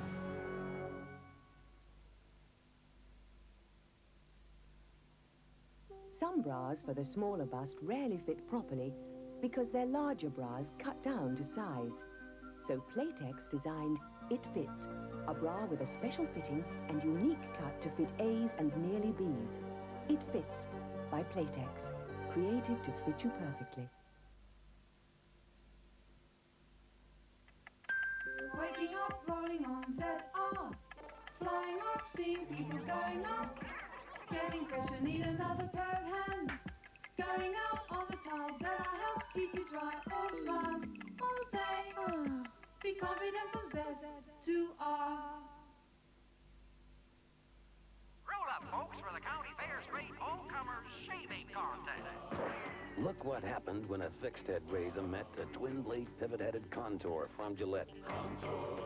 While a fixed-head razor don't always hug the jaw, Contour's pivot head helps keep both blades there for sure. Contour. The winner was judged on his chin's condition, something best done with the aid of some kissing. Contour. Gillette Contour. It's the best Gillette yet. Once upon a time, there were 3 wise monkeys. Hear no, see no, and speak no. But the weather drove those monkeys nuts. Oh, it's drafty in here, Pop. Can't see why we don't have double glazing. Here, what about double glazing, Pop? If I might say so, what about our local Anglian window centre? I say, Pop, look at the choice. What about the choice? And the styles? Say no more. Pardon? Looks good value, too. There are Anglian window centres nationwide, you know. You can't knock it. I should say so. Nice to hear it. Pardon? See the phone book for your local Anglian window centre, because it's better to be wise monkeys than brass monkeys. Pardon?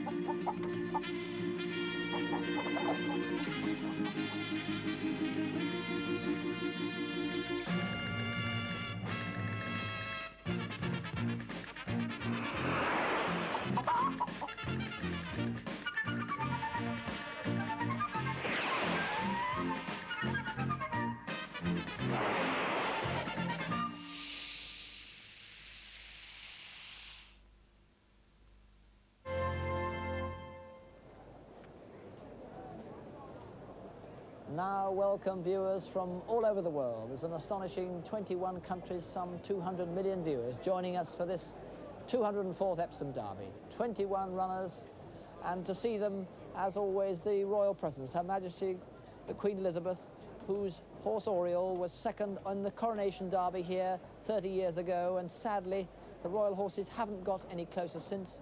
She had a colt entered for this year's Derby, but he hasn't come up to expectations yet. So we still await the day when we have a royal winner as well as a royal visitor for the Derby.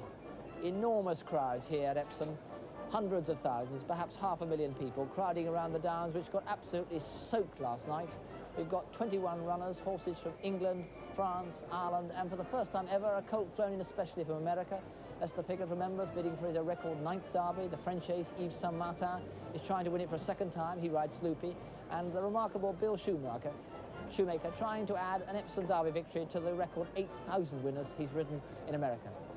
As always, an extraordinary occasion. So let's first have these 21 runners and riders and the draw, which numbers from the left, and the course bends round to the right to start with. Then there's a sweeping left-handed climb and fall round Tattenham Corner for this Epsom Derby, the 204th. Now the runners and riders listed by Graham Goode. Number 1 is Appeal to Me, Blinkered, ridden by John Reed, drawn 6. 3, Carlingford Castle, ridden by Michael Kinnan, drawn 19. Confirmation that number 4, Cock Robin, is a non-runner. Number 5, Gordian, ridden by Cash Asmussen, drawn 3. 7, Guns of Navarone, Philip Robinson, drawn 7. 9, Holmbury, Mick Miller, drawn 1. Number 12, Lomond, ridden by Bill Shoemaker, drawn 8. 13, Mittalini, Jeff Baxter, 16. 14, Morcon, ridden by Willie Carson, drawn 10. 15, Nard, Joe Mercer, 17. 16, Naorian, Brian Rouse, drawn 20. Confirmation that number 17, Northern Trial, is a non-runner. 19, Pluralism, ridden by Freddie Head, drawn 18. 20, Salmon Leap, ridden by Pat Edery, drawn 11. 21, Sheer Walk, ridden by Walter Swinburne, drawn 9. 22, Sloopy, ridden by Yves Samata, drawn 21. 25, Tinoso, ridden by Lester Piggott, drawn 5. 27, The Noble Player, ridden by Steve Cawthon, drawn 12. 28, Tivian, ridden by Sandy Barker, drawn 13. 29, Tolomeo, Gianfranco de Torre, drawn 2. 30, Wassel, ridden by Tony Murray, drawn 15. 31, Yawa, ridden by Philip Waldron, drawn 4. 32, Zoffany, Blinker for the first time, ridden by Greville Starkey, drawn 14. There are 21 runners. 21 runners going round what we like to call this winding river of green, a mile and a half on the turf here at Epsom. And talking about races on the turf at Epsom, our previous race, the Daily Mirror Handicap, as you know, there was a steward's inquiry. Well, as predicted, that steward's inquiry has found no fault, and so the official result stands.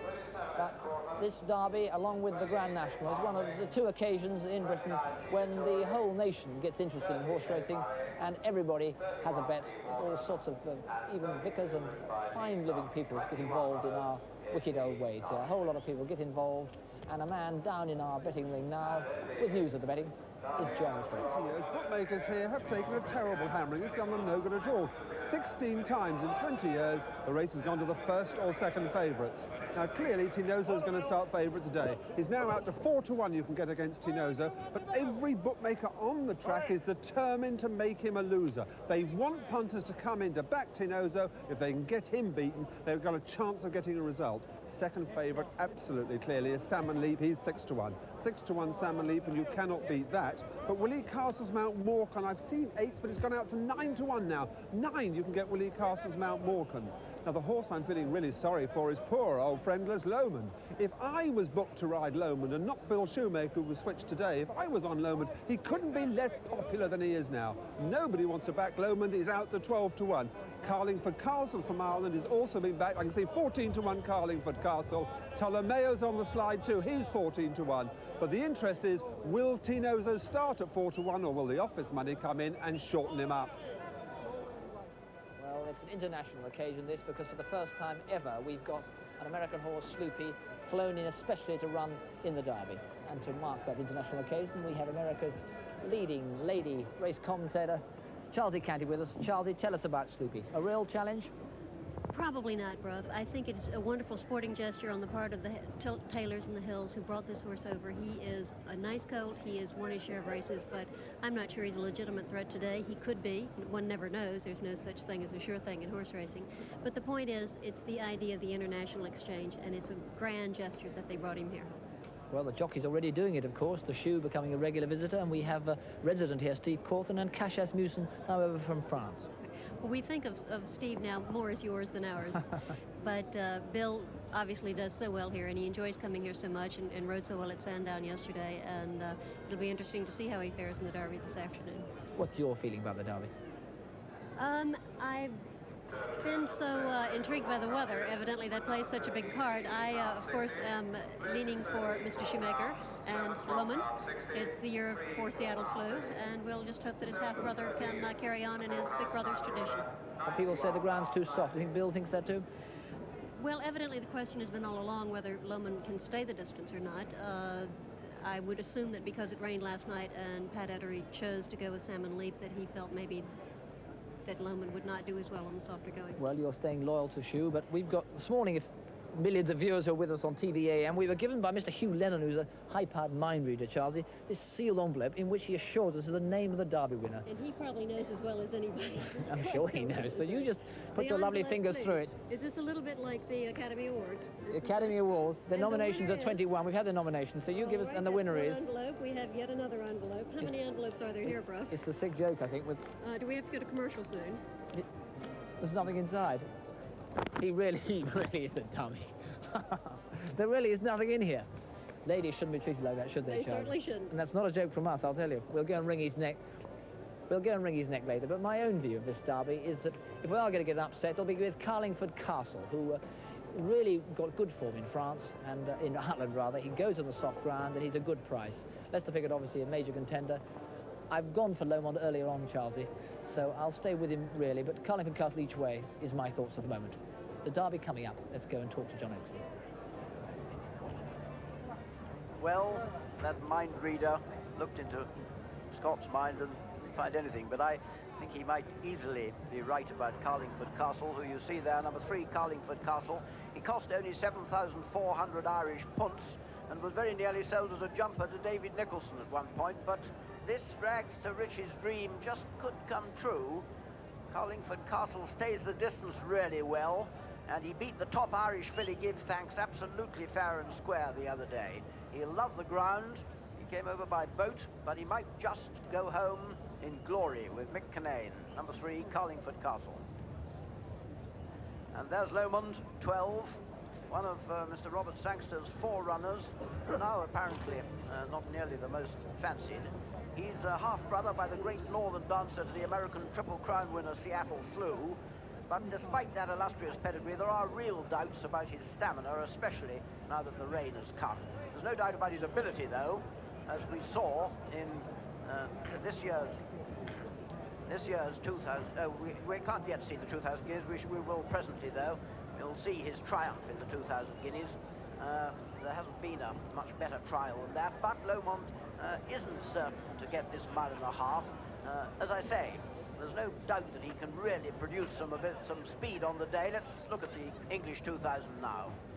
There is Lomond.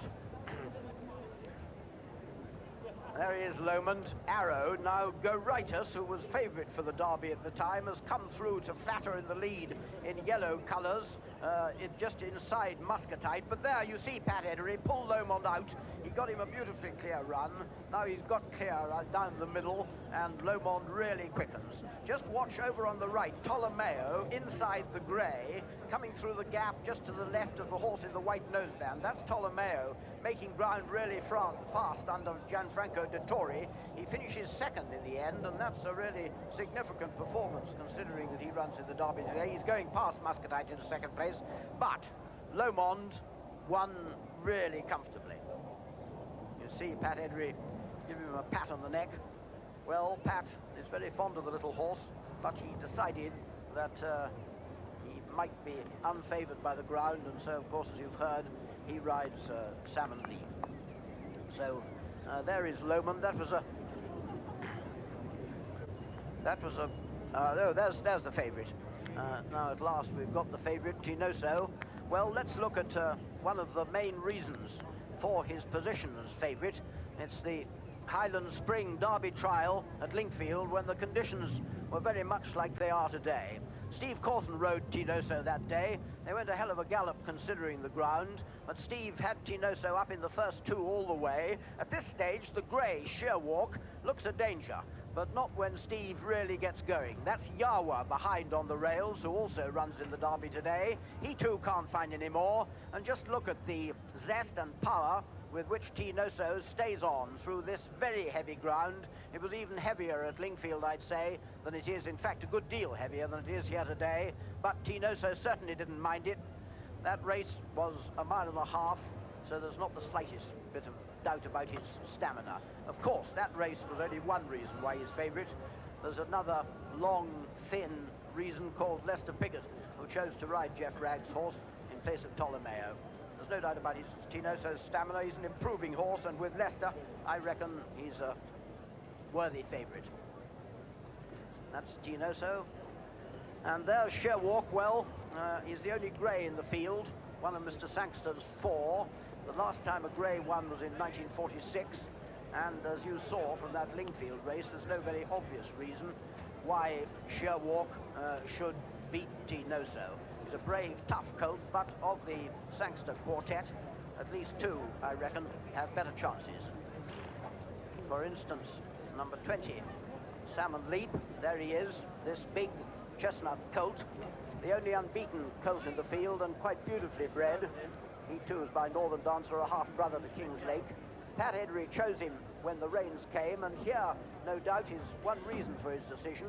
The Jockeys Stakes, not quite as significant as it was last year when Golden Fleece beat Assert in the Jockeys, but nevertheless, a pretty good performance. There's Salmon Leap on the outside of the useful 4-year-old Erin's Hope. Erin's Hope's come over here and run a real good race at Sandown last week. So, as you can see, although Salmon Leap does have to be bustled up to beat Erin's Hope, I think you'll see quite clearly that Pat Eddery doesn't give him any harder race than he needs to. The ground was very heavy indeed, so Salmon Leap certainly does go through the ground, but I don't know. It's a fine performance, I think. That's a pretty good 4-year-old over on the far side, and Pat Eddery thought enough of it to choose Salmon Leap in preference to Lomond. Number 20, Salmon Leap. And there's number 30, Wassel. Well, unfortunately for Lomond, his next race wasn't half as happy as the English 2,000 guineas. His next race was the Irish 2,000 guineas. We can look at it now. As you can see, Lomond gets into all sorts of trouble. That's Wassel under the arrow, but Lomond is 3 behind him over on the far rails. You can see Pat Eddery dropping back there a little bit. He's trying, or going to try, for an opening through the field, close to the inside. That's Wassel just about to go to the front from Parliamentary. But now look at Lomond in behind. You see Pat Eddery's had to pull him right out, round at least 5 horses. And now when he gets out there, Lomond doesn't seem altogether happy in the heavy ground. He hangs in away from Pat Eddery's whip. Pat has to pull it through into the right hand. And although in a moment, Lomond, going past Parliament, gets on terms with Wassel, he's never really going to beat him. Wassel, over the far side, ridden as he is today by Tony Murray, runs on really well and holds Lomond to the end. Well, I reckon that there's no reason why those placings should be reversed over an extra half-mile. Although Wassel, mind you, he's not absolutely certain to stay. There's a good deal of speed on the bottom line of his pedigree, but I'm sufficiently prejudiced about Mill Reef, his sire, to hope that he will. Number 30, Wassel. And there's number 29, Ptolomeo, who ran such a fine race in the 2,000 guineas. By the Myler Liftmar, he's not necessarily bred to stay. He was certainly running on that day at Newmarket. Lester Piggott preferred Tinoso, but even Lester can be wrong. Well, it's nice to find the owner, Mr. D'Alessio, being faithful to his jockey, Gianfranco Dettori. But although Gianfranco has won 2 Guineas races at Newmarket, that is at Newmarket, and his inexperience at Epsom is a potential disadvantage to Ptolomeo. And there is pluralism. Well, at least in the minds of us chauvinistic English critics, slightly the same disadvantage applies to number 19, Pluralism, because although Freddie Head's a great jockey almost everywhere else, he does have a diabolical record at Epsom. And to make matters worse, as you've heard, Pluralism did have steering problems last year. Well, we can only wish Freddie luck. And, mind you, if he does happen to get Pluralism round Tattenham Corner all right, and Alicate, his father's full of hope he will, if he does, well, Pluralism might easily be good enough on his French form. Number 19, Pluralism, and let's look at the betting. Tinosa, the 4-to-1 favourite from 7 to 2. Salmon Leap 6 to 1, and Morcon is 9 to 1 from 8s. Lomond and Wassel both 11 to 1. Ptolomeo, Sherwalk and Carlingford Castle all at 14s. The Noble Player 16 to 1. Guns of Navarone and Pluraline both at 20s. Zophany and Gordian 25 to 1. And Yawa is 40 to 1 from 25s. Sloopy 100 to 1. Naorian and Na also 100 to 1 chances. Tivian 200 to 1. Mitalini 250 to 1. Appeal to Me is 500 to 1. And Holmbury the 1,000 to 1 outsider. All 21 are quoted. Well, no great jockey problems with this fellow, number 14, Morcon. Willie Carson's won the Derby twice, of course, on Troy and Henbit. The slight problem over Morcon, or the slight worry, was his temperament, because he has sometimes got very stirred up. There isn't, touch wood, any sign of that so far. Willie, I think, probably was quite happy about the rain, because Morcon and Tinoso and Carlingford Castle are the only three in this field who are just about guaranteed to stay a mile and a half and act in the ground. Morcon did it really well at Goodwood. Unlike his rider, he's a bit short of experience, but provided the inexperience and the nerves don't get to him, he's got an outstanding chance. 14, Morcon. There, well, Morcon used to be Dick Hearn's second string. You could say that the Noble Player is the Sangster fourth string, but I doubt if it'd be safe to do so. He's a really tough game horse and beat Diocese over 7 furlongs the other day. He's not at all certain to stay because his dam was a sprinter, but he's incapable of running a bad race and very unlikely to do so today. Number 27, the Mount of Steve Cawthon, the Noble Player.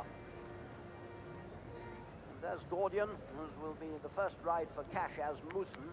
The Guardian Classic Trial has been a wonderful guide in the past, and although they went no gallop this year, Gordian won it absolutely on merit. Guy Harwood's stable jockey, Gravel Starkey's chosen Zophany, but I don't know, I'm not sure. Gordian will get plenty of help, certainly, from the stylish American Cash Asmussen. And there's Gravel's choice, Zophany, number 32. He wears blinkers for the first time today, and just occasionally in the past he's behaved as though they might be a big help. His steering has left quite a bit to be desired sometimes. Only third to Sherwalk at York, though, and I don't know, even good jockeys make mistakes. I personally fancy Gordian a bit more than number 32, Zophany. And there's the Irish outsider who's lumbered with an awful lot of hopes. I told you that he didn't cost very much. It will be a fairy story if Carlingford Castle wins, but it might easily happen. He's one of the three who's won over the distance. Mick Kinane, who rides him, is having his first ride and is said to be wearing a jumping sweater. Now there's number 3, Carlingford Castle. And there, the fascinating, unique, first ever American trained horse to run in the Epsom Derby. He's by the great Seattle Slew, so he's Lobon's nephew, strictly speaking, and last year he was one of the top dozen 2-year-olds in the States. But he's only ever run once on grass and never over further than 9 furlongs. Well, we can only wish him and Yves Samata the best possible luck, but they are facing a tremendous task. 22, Sloopy. And there's the royal party leaving the paddock. The Queen talking to Lord Derby, and followed by Princess Anne with Lord Porchester just behind, and the Duke over on the right. Duke of Edinburgh doesn't really fancy flat racing much, but I think even he will be excited by the Derby. And there's Guns of Navarone, one of Clive Britton's 3 runners. Well, Clive has saddled the last to finish in a couple of derbies, but Guns of Navarone's definitely not a candidate for last place. He ran badly in the Guineas, but very well in the Mercadante against Tinoso's stable companion, Hot Touch.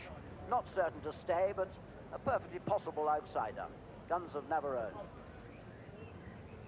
And 28 is Tivian, another of Clive Britton's hopes.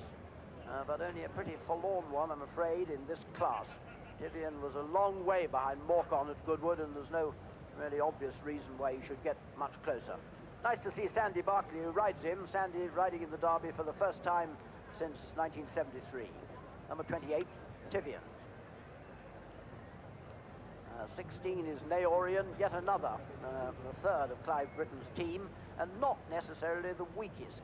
He ran pretty well against Gordian in that slow-run Guardian Classic trial at Sandown, but was beaten out of sight behind in the Highland Spring Derby trial that was won, of course, by Tinoso. Well, Naorian actually might be up there making the running, one of those seen in front early on, but I'm afraid it's a bit doubtful if he'll stay there. The 16, Naorian. 31 is Yawa. Well, you saw Yawa's running at Lingfield. I think he had every chance in the Highland Spring Derby trial. No Epsom-trained horse has won since Tom Walls won with April the 5th in 1935. And I'm afraid Epsom's best chance went out of the window with Kuwait Tar, who started coughing.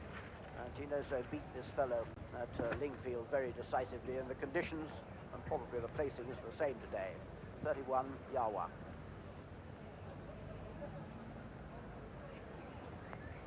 And there's 15, Nah. Well, he had the distinction last time out of being ridden to victory by Jeff Lewis in a trainer's race at Kempton. But sadly, that is just about the only thing that Nah's got in common with Mill Reef. As a matter of fact, I'm being rather rude about Nah, but he's won 3 of his 4 races. He's won a lot more often than he's got beaten. He's by North Stoke, so he ought to get the trip all right. I suppose he's a possible outsider. And how lovely it would be if he did give Joe Mercer a Derby winner at the 30th attempt. Holmbury. Well, I'm afraid Mick Miller's first ride, a colt by Quack, is a definite candidate for last place. He finished an awful long way behind at Kempton, his only race this season. Maidens do not win derbies. I'm afraid Holmbury has got exactly the chance that the price of 1,000 to 1 represents. Although not all that much a better chance than Mitilini, trained by Ron Voss. Quite apart from being number 13, I'm afraid Mitilini must be a candidate for the dreaded last place. He stays pretty well, but he takes the devil of a long time about it. Number 13, son of Giulio Mariner, Mitilini.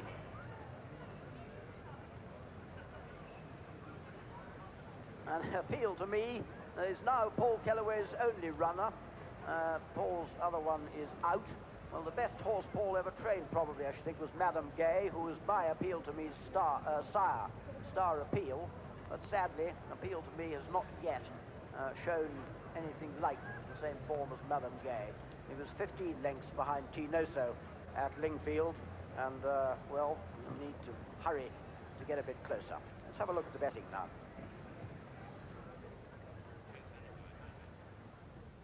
And now here's a full rundown on the betting. Tinoso, the favourite, drifting out now, 5 to 1, opened up at 7 to 2. Salmon Leap is 11 to 2 from 6 to 1, and Morcon a 10 to 1 chance, with Wassel and Lomond also at 10s. Ptolemeo is 14 to 1, with Carlingford Castle also at 14s, and Sherwalk is 16 to 1 from 14s. The Noble Player 16 to 1, Guns of Navarone and Pluraline both at 20s. Zoffany and Gordian 25 to 1. Yawa is 50 to 1, open up at 25s. Sloopy 100 to 1. Naorian and now also at 100 to 1. Tivian 200s. Mitilini is now 500 to 1 from 250 to 1. Appeal to Me also at 500 to 1. And Holmbury 1,000 to 1. All 21 are quoted. There is Tinoso again. We hear that Zoffany has spread a plate and gone to be replated. That won't take very long, I hope, but it might cause just a slight delay. Well, there's Tony Major leading Tinoso round. This quite beautifully bred colt of Mr. Boller's by Youth, who was a marvellous 3-year-old. He won all the best races in France, the Lupin, the French 2,000 guineas. He had one disastrous day at Ascot, Youth, when Freddie Head had a bad steering day. He didn't come around the turn, but then went over to across the Atlantic and won a big race in Canada and ran away with the Washington, D.C. International. Well, just see Lester Piggott. Let's just see Lester Piggott get the leg up from Jeff Ragg, of course, who took over from his father, the great Harry Ragg, this season. Harrier, the only man alive to have both ridden and trained a Derby winner. But as another great jockey gets the leg up onto Tinoso, let's go and hear from John McCrick in the ring.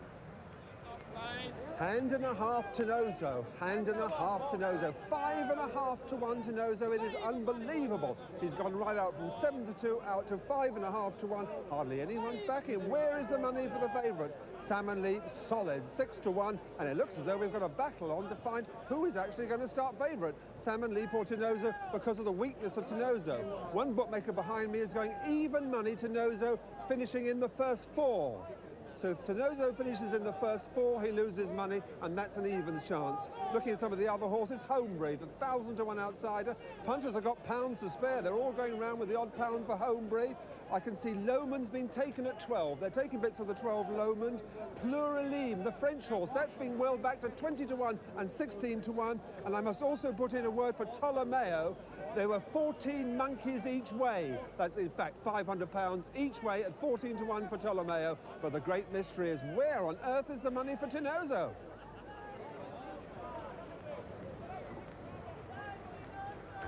Yes, I'd like it. He's got his shoes back. See, has got blinkers. Well, they don't seem to be upsetting him so far. Indeed, I'm glad to say that I haven't seen any of the horses showing any serious sign of nerves. We had heard that Yves Saint-Martin was going to be led down on the American Sloopy. I don't know whether we could have a look at number 22.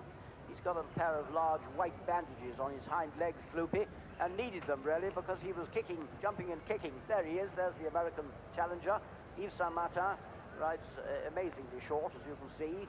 In America, horses are used to being ponied to the start. That's to say, led by a big, strong man on a pony.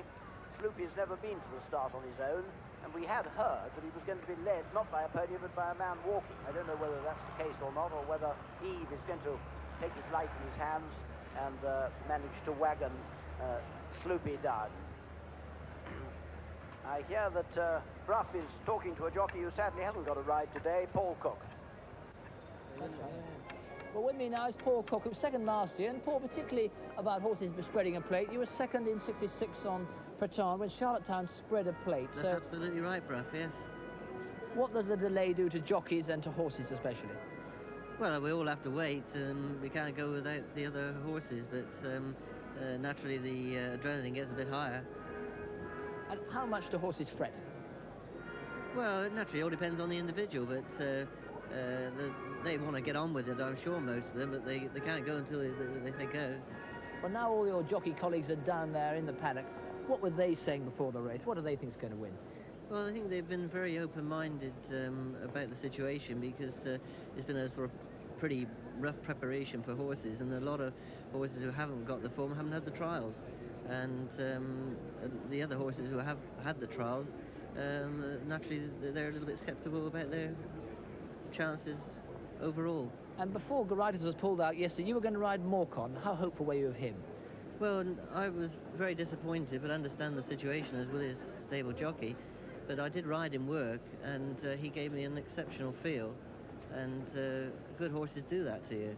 And I just personally think he would run an exceptional race. That there he is on the screen now. And I just personally think he would be in the first 4 at this stage. He stays well, he's a beautiful balanced horse, and he has got speed. What is the general view in the weighing about the conditions? How testing is it? They say it's pretty soft, but they're going through it okay. The times are a little bit slow, but they're running through it, so no bad luck stories, I don't think.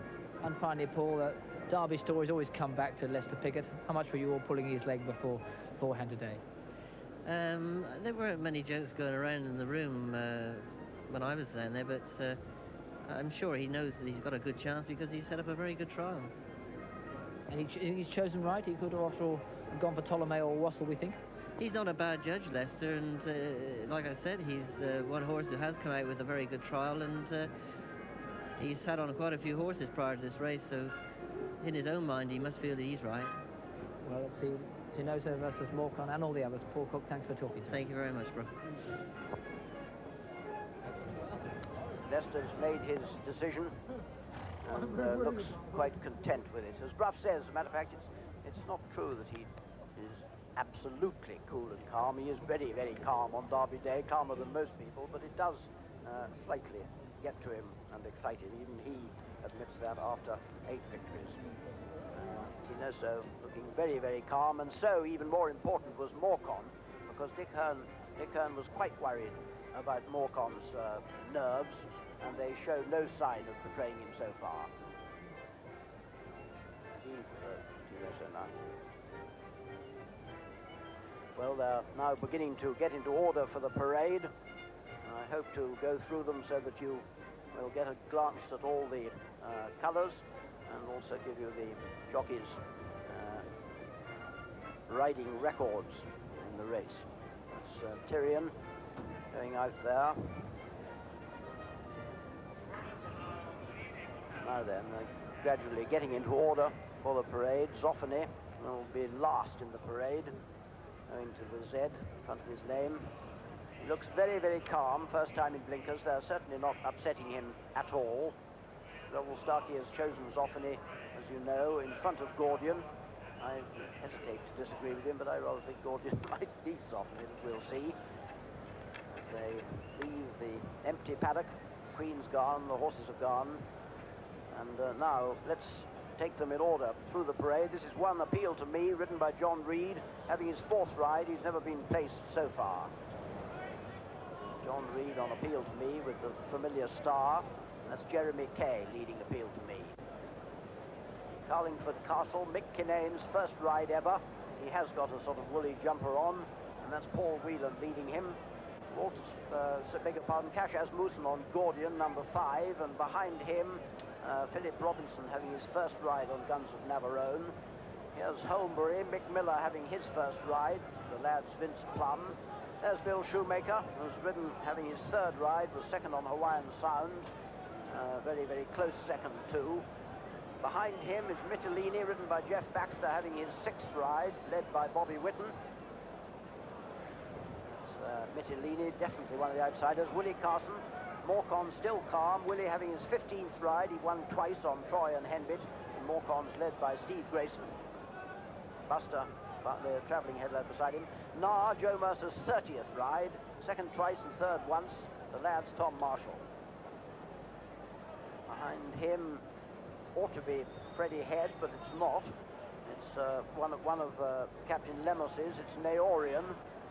Brian Rouse having his 6th ride. He's not been placed so far. The lads, for the only lady lad, Caroline Foskett. And there's Freddie Head, looking pretty cool. It's his 5th ride, and one of his rides refused to start. Some of them have been rather unhappy, as we told you. 19 pluralism. And there's the first Sangster colours on Salmon Leap, Pat Edry, 12th ride. He's had 2 wins and 2/3, wearing the conventional Sangster colours. Behind him comes Sherwalk, Bruce Raymond having his 5th ride on Sherwalk the Grey with a light blue cap.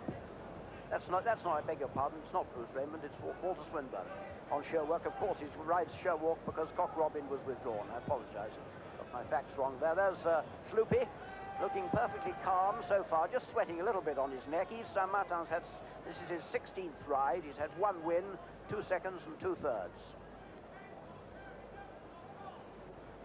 There's the champion, Tinoso. 8 derbies to his credit and 4 seconds. Tony Majors, the lad, leading Tinoso. David Stevens is leading the Noble Player, ridden by Steve Corton, who's had 5 rides, not placed so far. The yellow cap, as you can see, distinguish him from the other Sangster runners. There's number 28, Tivian, Sandy Barkley's 7th ride, and his first since 1973. Really nice to see Sandy back. The lad's Craig Sykes. Sandy was 2nd on Connaught. And there's Gianfranco Dettori, having his 3rd ride. He rode Wallow and Pampa Paul. The lad, no, that isn't actually Billy Ellison. Billy Ellison is with Carlo D'Alessi, Luca Grimani. That's Leo Hughes leading Ptolomeo. This is Tony Murray's 15th ride. He's had 1 second and 2/3. He's on Wassell this time. I reckon has got the best chance of his career so far. Behind him comes Yawa, Philip Waldron with the Cross of Lorraine. This is his 11th ride. He's been twice placed, 2nd and 3rd. Lastly, in the blinkers, Zoffany, Rebel Starkey's 20th ride. He's had 1 win, 1 second and 1 third. And let's go and see Lomond going down. Here he is, turning with Bill Shoemaker. Bill, of course, also used to being ponied to the start. What a lovely little horse this is.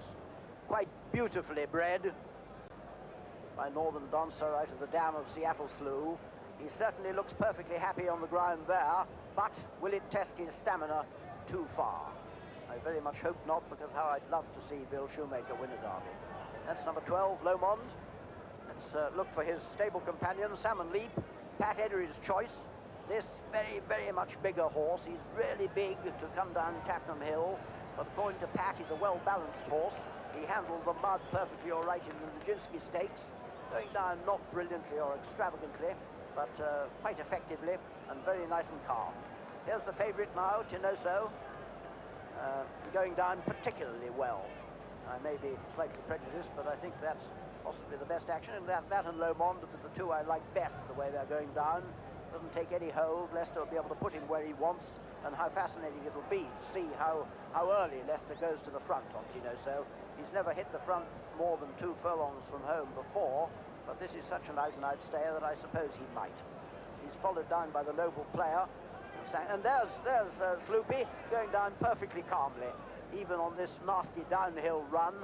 No leaders, no ponies, no worry, and Yves Samata has made a perfectly good job of it. So it's really nice to see, and the very best of luck to him and to Sloopy. As you can see, it's quite a downhill run. There's Tyrion going past into the frame, and Ptolomeo, Gianfranco Dettori on Ptolomeo. Those are colours to watch for, because Dettori will need to hold Ptolomeo up, and in this field there are an awful lot of moderate horses who will be dropping back as they're going down Tattenham Hill, and it's there that beaten horses act like floating landmines, getting in the way of the good ones coming up from behind. It's there that experience in the Derby counts so high, and it's there so far. Leicester Piggott always managed to steer clear of trouble, or clear of most trouble anyway. There's number 1, Appeal to Me, the grey sheer walk. There's the Noble Player, really tough little colt this. He's by the Minstrel, which certainly ought to give him a good chance of staying, but his damn Noble Mark, by On Your Mark, was a sprinter, and so far the Noble Player tried 1.25 miles once and ran badly, but that was probably because of condition. As I told you, he beat Diocese the other day, and that's no mean achievement. Now then, I think Judith Chalmers has got something for us.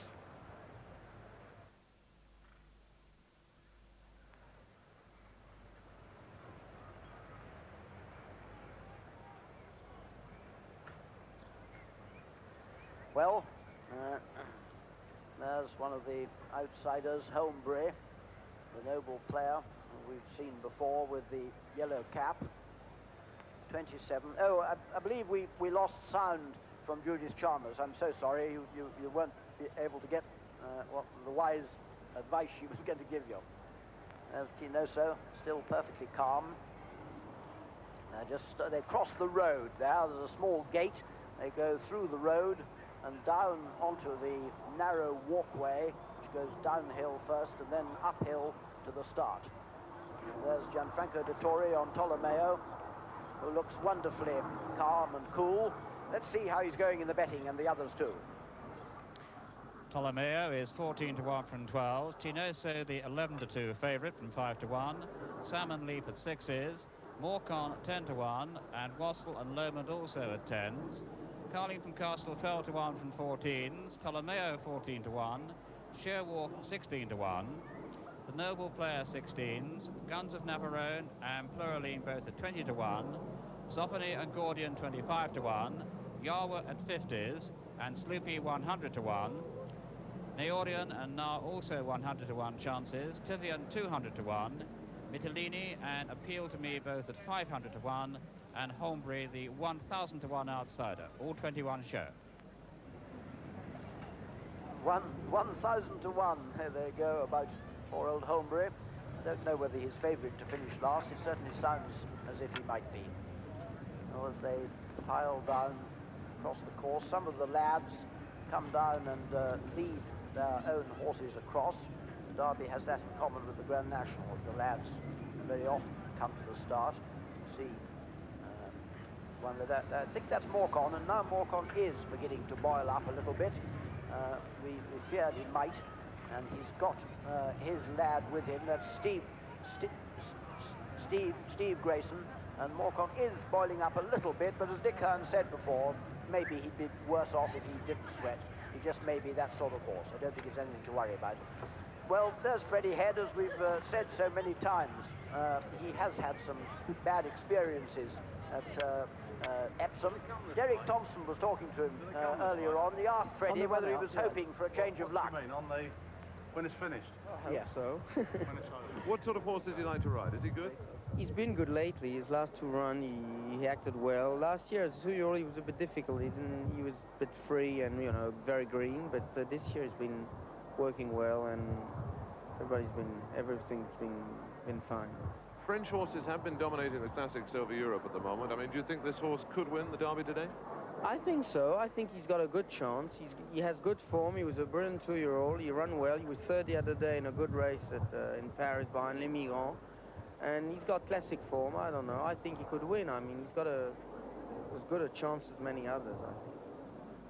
Well, I quite agree. He has certainly got just as good a chance as many others. He's beautifully bred by the minstrel out of a sister to Critique, who's a real good mile-and-a-half horse. And Pluralism in the Prix Lupin was third to Les Migrants, who's almost certainly the best middle-distance 3-year-old in France. So I quite agree with Freddie Head that Pluralism's got a real good chance, and I just wish him luck with Tapton Corner. You see them being led down by the policeman who's going alongside Joe Mercer on Nar, no doubt wishing Joe luck. Nar, as I told you, was ridden by Jeff Lewis the other day. There's Ptolomeo and one of the Sangsters. That's Salmon Leap in the proper colours. There's Yawa and the favourite, Tinoso. Following along behind him is Mytilene. Well, as you know, Bill Shoemaker didn't know until this morning which of Mr. Sangster's pair, Lomond and Salmon Leap, he was going to ride. Derek Thompson was talking to him too, and he asked Mr. Shoemaker when he heard of the change. Well, I think I found out this morning, the morning of the race was this morning, and it really didn't make any difference to me. If I know they're both nice horses, and Lohman won the 2,000 guineas, so he's got a lot of class, as you know. And if he handles the ground all right, I'm sure he's got a good chance. Will he stay the trip? This is the big question everyone's asking. Well, that I don't know. I haven't ridden him, so I can't give you that opinion about him. All I can tell you is that I'll try to make him get the trip. Yeah. And is the world's most winning jockey going to win the race that's eluded him so far, the Derby? I'm going to give it the best I can, I'll tell you that. And the best he can is very, very good indeed. I would expect Bill Shoemaker to what the Americans call rate Lomond, that's to say drop him out and ride a real waiting race on him. He knows that Lomond's got plenty of speed, and he'll hope to beat this fellow we're looking at, which is Salmon Leap, Pat Edry's choice. A wonderful, fine, big horse, big, good-looking horse, isn't he? As I told you, he's a half-brother to King's Lake, who had those tremendous duels with Turagori Moo over a mile. Now, I think that Morcon, there's Morcon, I think, in the middle of our picture. But in any case, Willie Carson, Derek Thompson and I both really assumed that Willie would be delighted about the rain. But when Derek Thompson asked him about that, the answer wasn't quite what we expected. Well, I shouldn't think it's hindered him, but being by Morstan and all the Morstan horses that we've had before have liked the firm ground, and possibly this horse will like the firm. But he handled the ground very well at Goode to win the predominant stakes, and he won that race by 6 lengths. So he shouldn't be inconvenienced too much anyway. I know over the years you're always a bit superstitious about the Derby. You tend to wear the same socks, the same shirt. Are you still superstitious like that? No, after being beaten 2 years, I've got entirely new clothes on. So I don't smell too much today. Could it be back on the winning trail today? Well, hopefully this suit will help me, yes. You never know. It's a wide open race, and I think I've got a 10-to-1 chance anyway. And there he is, as you see. Morcon only sweating up slightly. I think that's a perfectly acceptable amount of sweat. I wouldn't say he's sweating as much as he did when he won so easily at Goodwood. And I don't believe that Dick Hearn, if he's looking in, will be too anxious about that. Steve Grayson, his lad, leading Morcon, and I agree. He's got a real each-way chance because we know he gets the trip. He stays every yard of a mile and a half. Behind him there is the noble player who may not stay a mile and a half. There's Wassell going through our picture. Another Sangster one, that was Salmon Leap. There's number 7, is Guns of Navarone, probably the best of Captain Lemos. Ptolomeo in the hoops there. Ptolomeo followed by the other Lemos runner, Neorion, who, as I told you, is quite likely to make the running. But let's go and find out something, I hope, from McCurrick in the ring.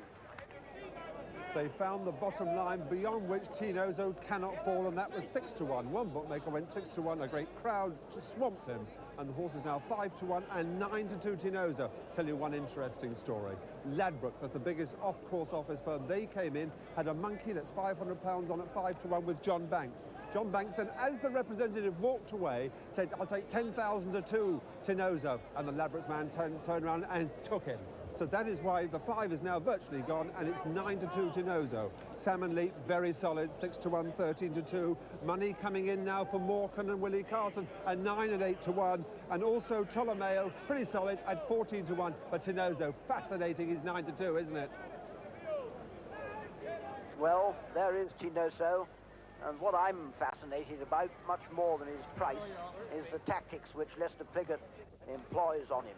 Because he knows that Tinozo gets a mile and a half really well, and presumably he will want to see that the faster horses like Lomond are really tested for stamina. As I say, Lester has never hit the front further than 2 furlongs from home, and usually a good deal closer home than that. But today on Tinozo, I wouldn't be at all surprised to see him up there quite early in the straight. Harry Ragg, of course, was the great head waiter. He also used to come from behind most often in the Derby. And he was telling me the other day he liked very much to get over on the rails by the top of the hill. It'll be interesting to see who gets that position, because, as Harry Ragg said, once you're on the rails, you've only got one thing to worry about, the one outside you. I think Brough now has got Tinozo's lad with him, so over to you, Brough. Yes. Tony Major, you led Tinozo up. What's he like as an individual? Well, he's a very sensible horse, and well, you can't really fault him in any way. So, do you think he's good enough, though? You've seen him at home with your other horse, Hot Touch? Yes, I do. What about Lester? Do you think Lester thinks he's good enough? What did he say to you before you left go? He didn't say much. Good luck. We'll see you in a second. Okay, thank you. Good man. Well, I would have been quite worried if I'd heard that Lester Piggott had said much before the horse was let go. But he'll be thinking now, and you can bet he will have worked out the best tactics. Right, for the 204th Derby, over to you, Graham Goode. It's over 1.5 miles. That's a 12 furlong to trip. Holmbury, the one nearest to us, smartly into his stride. Holmbury disputing the early running in the early stages. From Gordon in second place. Then just in behind these comes Nar, and up on the outside, Sloopy going very well on the very wide outside with Neorion. And it's Sloopy on the extreme left of the picture who leads the overall field. From Neorion, Morcon up there, Tinozo not too far away. And as they continue their uphill journey, very, very closely grouped indeed, with Sloopy now being headed by Neorion, and it's Neorion in the lead, from Sloopy in second place. Then just in behind these comes Nar, then Lester Piggott on Tinozo in a prominent position. The back marker is Lomond down by a little way, but it's now Mitellini that has come through to take up the running. Go to the hill on the far side, and it's Mitellini, Sloopy on the outside. Then just in with these comes Tinozo going very well. Behind these Neorion, then Guns of Navarone, Holmbury, Lomond is the back marker, Yawar is towards the rear, so too is Zoffany, and as they continue their uphill climb to the point 7 furlongs from home, it's Mitellini in the lead, from Lester Piggott on Tinozo in second place, then Sloopy on the outside of Gordian, then just in behind these comes Carlingford Castle, and it's Mitellini in the lead from Tinoso in second place. Then just in behind these comes Tivian, who's made up ground. Then comes on the outside Naorian. They begin the descent to Tattenham Corner. Mitellini from Tivian, Tinoso, then Zoffany next to the rails, Carlingford Castle on the outside. The American horse Sloopy is on the middle division. Wassell is trying to come with a run, and as they begin the turn into the home straight, come down to Tattenham Corner, it's Tivian and Mitellini who disputed, from Tinoso in second place. Then just in behind these comes Goode, and there's a faller at the rear of the field, and it's difficult to distinguish who it is at this stage. Mitellini in the lead from Tivian in second place, then comes Tinoso in third. These are followed by Naorian in fourth, turning into the home straight, and it's Salmon Leaf who's improving just in behind these, and it's Mitellini from Tinoso. Leicester Piggott on Tinoso, committed and goes for home, and it's Tinoso and Leicester Piggott with 2.5 furlongs to go. Tinoso in the lead from Mitellini in second place, then comes Naorian. Guns of Navarone is staying on, then comes Salmon Leaf, but Leicester Piggott with 2.5 furlongs to go is clear on Tinoso, 2 furlongs to go, and Tinoso clear from Guns of Navarone second. Carlingford Castle is third, then comes Salmon Leaf unbeaten but in fourth place, then Sheer Walk, a furlong and a half to go, and Leicester Piggott in the lead. Carlingford Castle is chasing in second place, and well inside the final half furlong. Leicester Piggott coming home on his 9th Derby winner, Tinoso, from Carlingford Castle in second place, coming up towards the line. Tinoso's going to win it from Carlingford Castle. Tinoso the winner, Carlingford Castle second. A photo for third between Sheer Walk and Salmon Leaf, then Guns of Navarone and Nar, then Pluralism and Borcon and Ptolomeo and Gordian, then the Noble Pair and Mitellini, then Naorian and Wassell, and the faller was Yawa. Towards the rear was Lomond. Last of all was Holmbury, in fact last, but trailing in and disappointed is Zoffany. And so the result of this, the 204th Derby, a win for number 25, Tinoso, owned by Mr. Eric Moller, trained at Newmarket by Geoffrey Ragg, ridden by Leicester Piggott. That's Leicester Piggott's 9th Derby winner. Second was number 3, Carlingford Castle, ridden by Michael Kinane, and a photograph for third place between Sheer Walk and Salmon Leap. But the 204th Derby has gone to Leicester Piggott on Tinoso. Leicester has made the right choice. He had the choice between him and Ptolomeo. Leicester was in no doubt that Tinoso was his ride. He, in fact, has won. There he is at the top of the picture. Leicester on his 9th Derby winner. The number 25 horse, Tinoso, owned by Mr. Eric Moller, trained at Newmarket by Geoffrey Ragg, ridden by Leicester and bred by Eric Moller at the White Lodge Stud in the United States of America. Well, what a marvellous performance. He did strike the front further from home than ever before in his career. And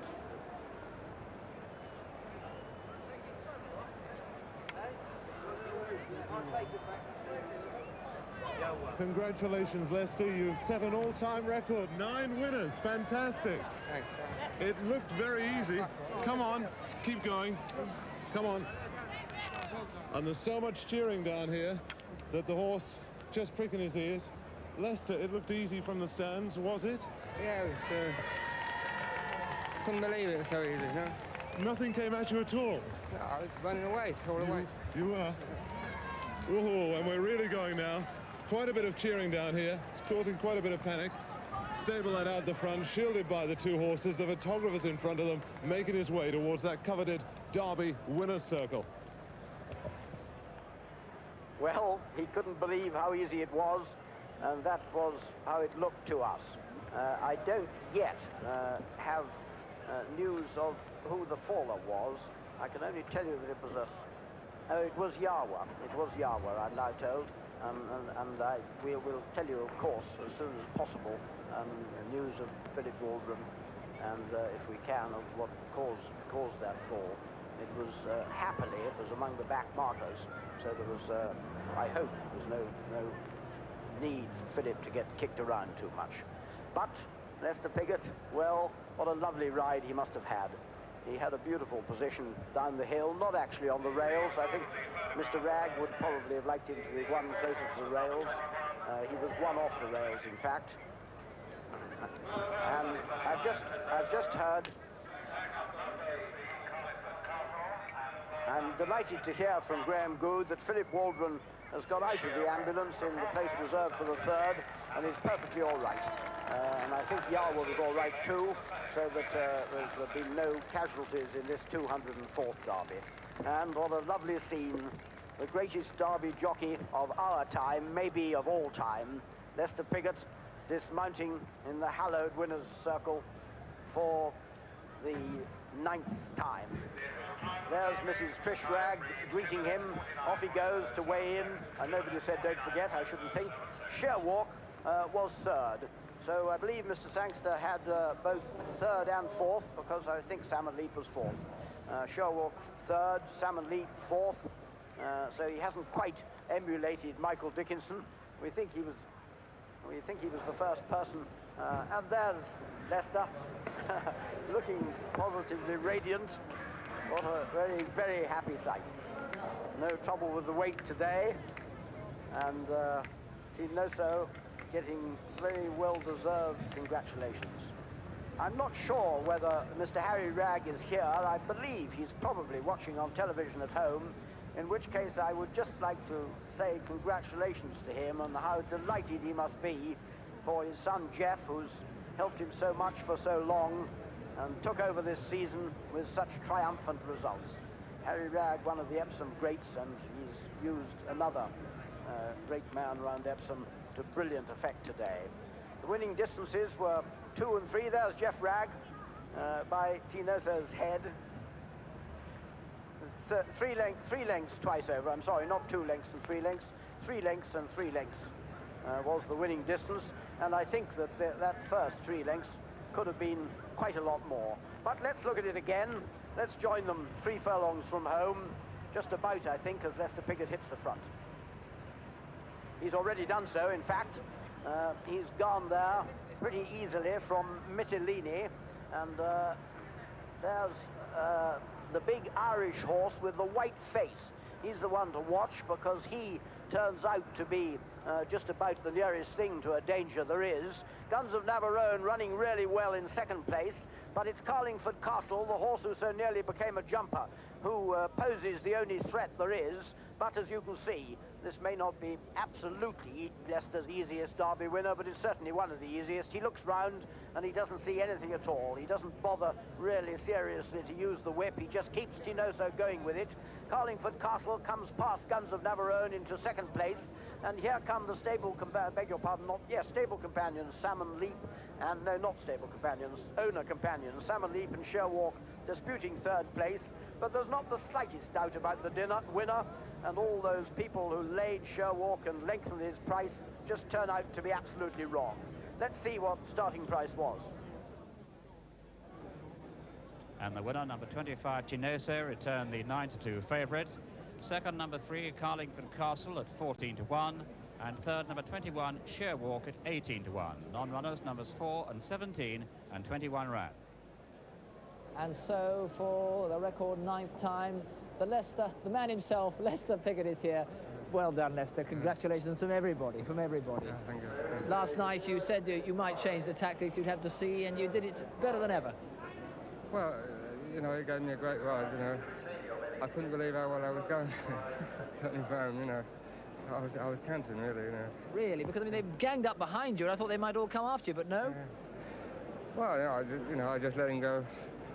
And he straightened up, and nothing ever looked like it. Well, we take the privilege of showing it to you, Lester, showing the master how it happens. As you say, you turned in pretty close there. You were closer than you'd ever been, I think, in the Derby, this stage. I probably was, yeah. And you couldn't believe how well you were going. Had you looked around at all to see how the others were going, fancied horses? Well, I was following 2 bad horses most of the way, you know, but I was entitled to be going well, but I really was going well, you know. You know, when I opened up there, you know, it was all over, really. Astonishing now, because the ground not that impossibly heavy, is it, Lester? I mean, it's not a sort of bog derby. It's not as bad as when Shergo won. It's soft, but it's not. No, it's not as bad as that year. This was a very backward horse last year, and he's really coming on. I mean, how good is he? You've ridden some great horses in your time. Well, I think he's a very good horse. It probably, you know, I wouldn't say it was one of the best derbies, because, you know, everything's been against the horses so much. But I think he's a very good horse, you know. And Lester, we've heard there was a steward's inquiry, and one of the water swimmers was saying it was a very rough race, but presumably that was all behind you. Did you hear screams and shouts behind? I didn't really, you know, I was always in the first 5, I suppose, but when, you know, we didn't go all that fast, really, and when we were coming up to about the 1.25 mile gate, you know, they all came together a bit because they weren't going very fast, and that was all, you know. I think the horses, some of the horses were running a bit freer than the jockeys wanted them to, you know. That was all. Well, Lester, the question I know everybody looking in will want to ask you. You've got 9 now. You've often been quoted as saying 10, but even the years are creeping up even on you. Are you going to get to 10, or can there be more, 11 and 12? Well, there'll be another one anyway. Well, that's all we wanted to hear, really. Lester, thanks very much for talking to us, and congratulations from me and from everyone. Thank you very much. Thank you. That is... one only has to say, the one and only Lester Piggott. As he goes down those steps, there'll be a big cheer. And at some stage, he was opposed in the market, but then as we heard from the ring, the idea of kicking Lester out in the market for too far was strongly taken, and we'll see how things went in the ring. There's a steward's inquiry, but of course it can't affect Tinozo, and in fact one wag here said, well, it must be because Lester Piggott won the race so easily. Well, the bookmakers aren't exactly going to the top of the stands to commit suicide, but this is an absolutely ghastly result for them. Here on course, virtually every one of them have lost money, and off course, well, it must be catastrophic. I wouldn't like to be a settler in a betting shop. All those long strings of bets that have come in from housewives, clubs, pubs, factories, offices. I'm talking to you, probably back to Tinozo. It's on those lists. They've all got to be worked out at 9-2. And the bookmakers are asking themselves, how on earth did we come to be so generous in allowing him to start at 9-2? Early betting on the course putting him in at 7-2 and 3-1. Carlingford Castle, the runner-up, that was no good either because of the soft ground came. A lot of people backed him because of the soft ground. The only slight consolation was that Shearwalk managed to beat Salmon Leap out of a place. But Tinozo and Lester Piggott, disastrous result for the bookmakers. The steward's inquiry is going on. It doesn't affect the result, as you can imagine, but it's into the fall, because obviously if you get a horse turned over in the middle of a derby, there has to be an inquiry to find out exactly what happened. Philip Waldron, to confirm that, is okay. He's walked in, he's all right, Philip Waldron, the rider of Yawa. We'll be talking to trainer Jeffrey Ragg, other happy connections, and finding out the full story of this derby, which incidentally was run in 2 minutes 49. That's 15 seconds, or 11 seconds over the standard time here. We'll get all that news after we take a break. Ladies and gentlemen, the 200... No, we'll...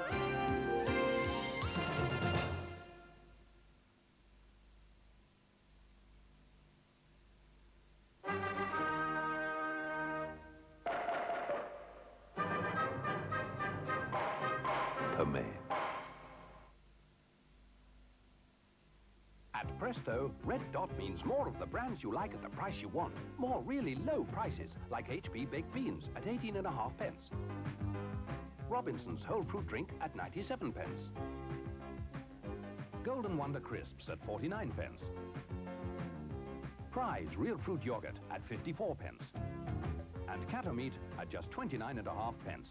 The Red Dot at all Presto food markets, for the food you like at the price you want.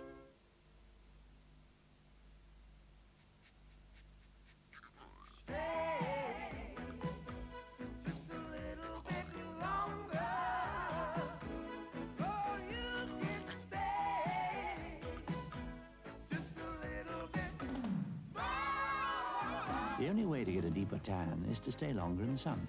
Ombre Soleil lets you stay longer, so you tan deeper. You didn't stay long, did you?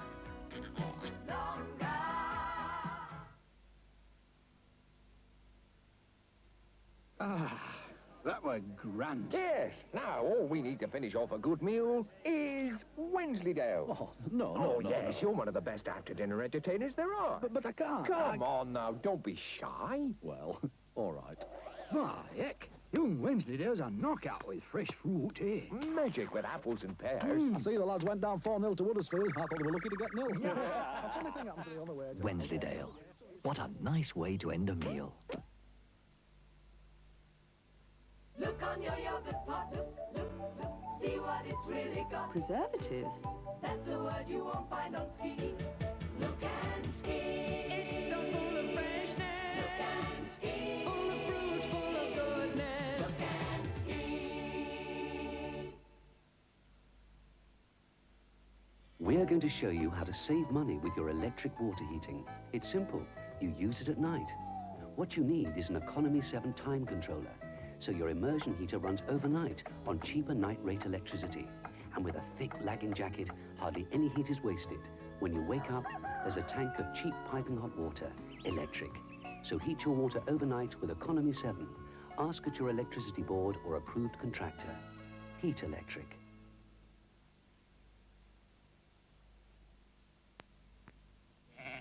The lads are working hard, Basil. No chance in here. They've been counting on us to get them to sleep for years, and now look. Can't we do something? It's a silent night bed, Barry. Lots of firm support for a great night's kit. I'm telling you, if they're on a silent night, we'll be here till the cows come home. Barry? Barry? Silent night. For a Barry! sheepless night. 5, 4, 3, 2, 1. 5, 4, 3, 2, 1. Chocolate flavored coating comes first in 5, 4, 3, 2, 1. Then crunch into light crispy rice 5, 4, 3, 2, 1.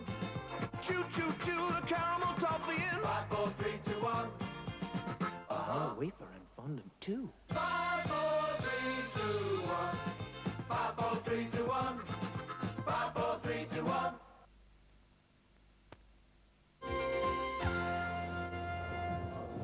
And there's a happy man.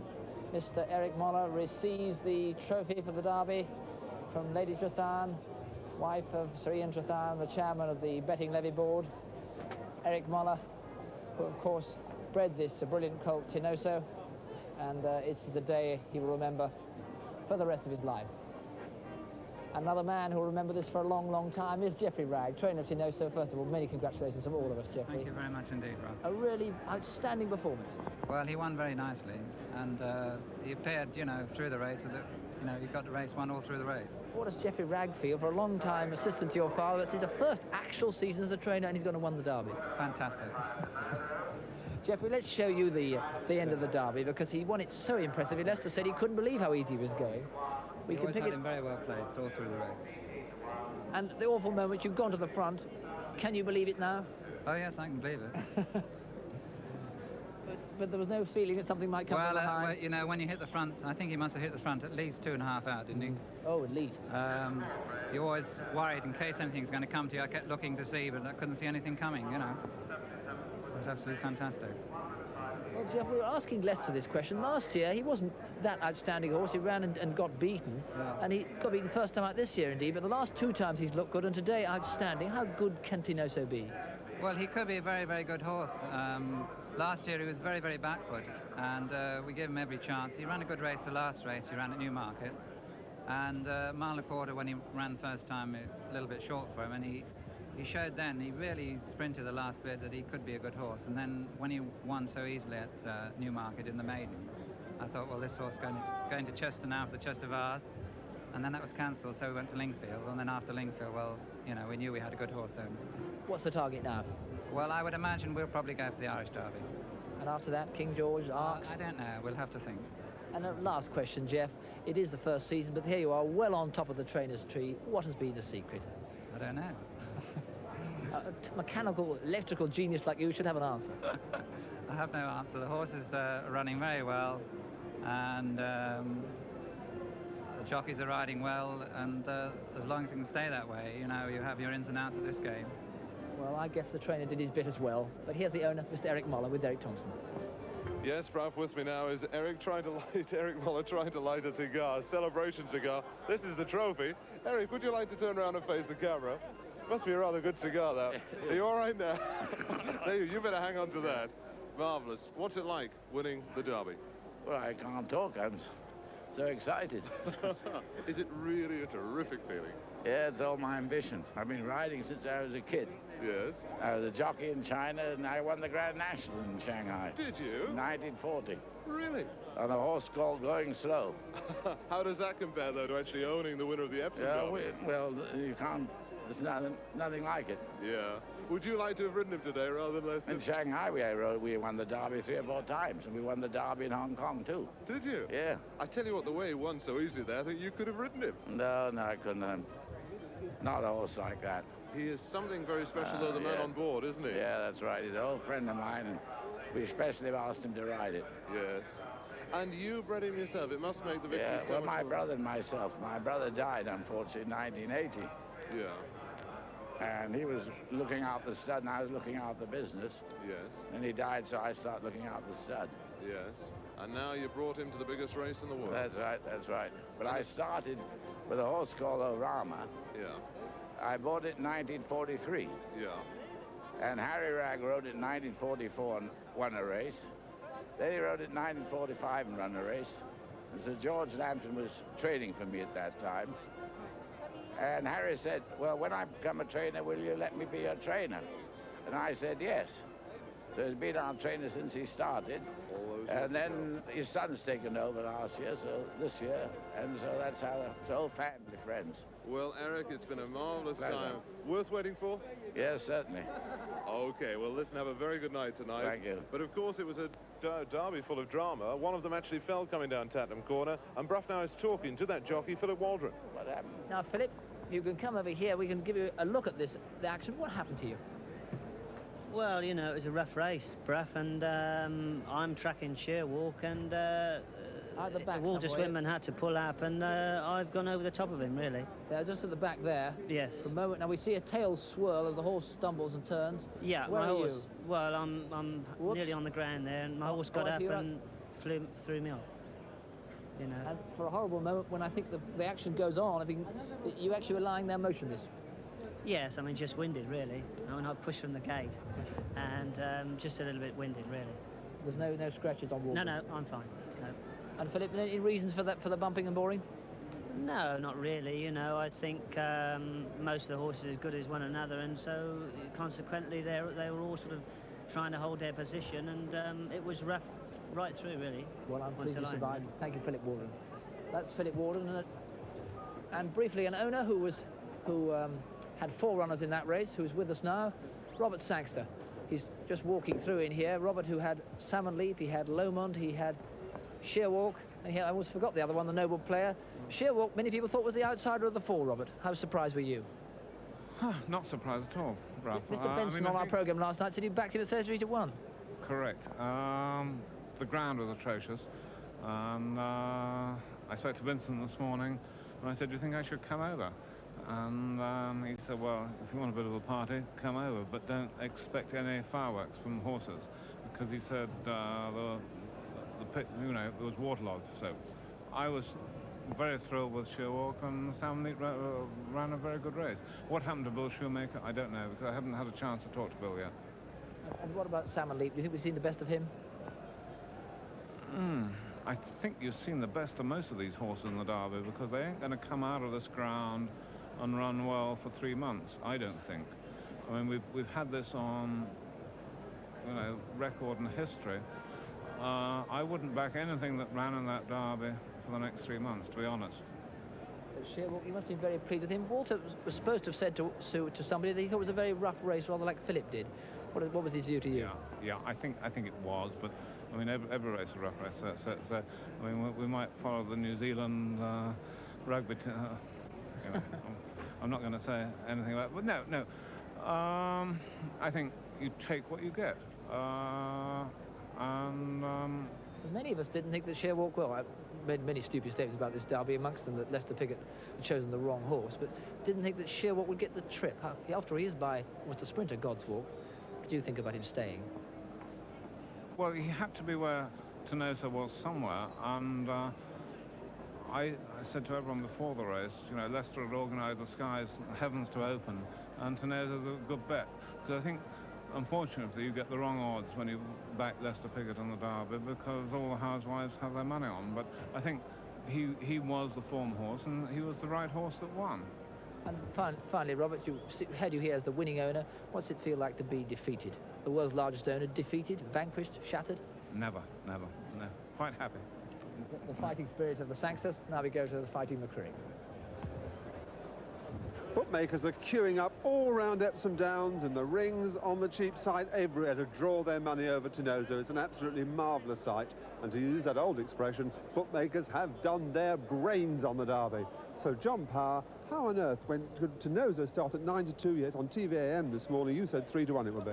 Well, I think it was a horse that most bookmakers wanted to make a loser. They thought that Leicester's luck's got to run out sooner or later, and it's proved to their cost. I think it's been one of the worst derbies for many, many years. How much did you lose on the race? 15 grand, in excess of 15 grand. That's here. And then with the offices at home, goodness knows how much. That's £15,000. Is it worse having Leicester Piggott at 9-2 or a very short price derby favourite? I don't think it makes a lot of difference. They tend to, you know, the money goes on in whatever price he is, and if he happens to win, you know, it's a good night nurse for us lot. Each way betting Carlingford Castle? No, not good each way. That Sherwood was okay. Carlingford Castle, he's priced 14-16. He was an each way, good each way bet with the going coming well in his favour, as you know.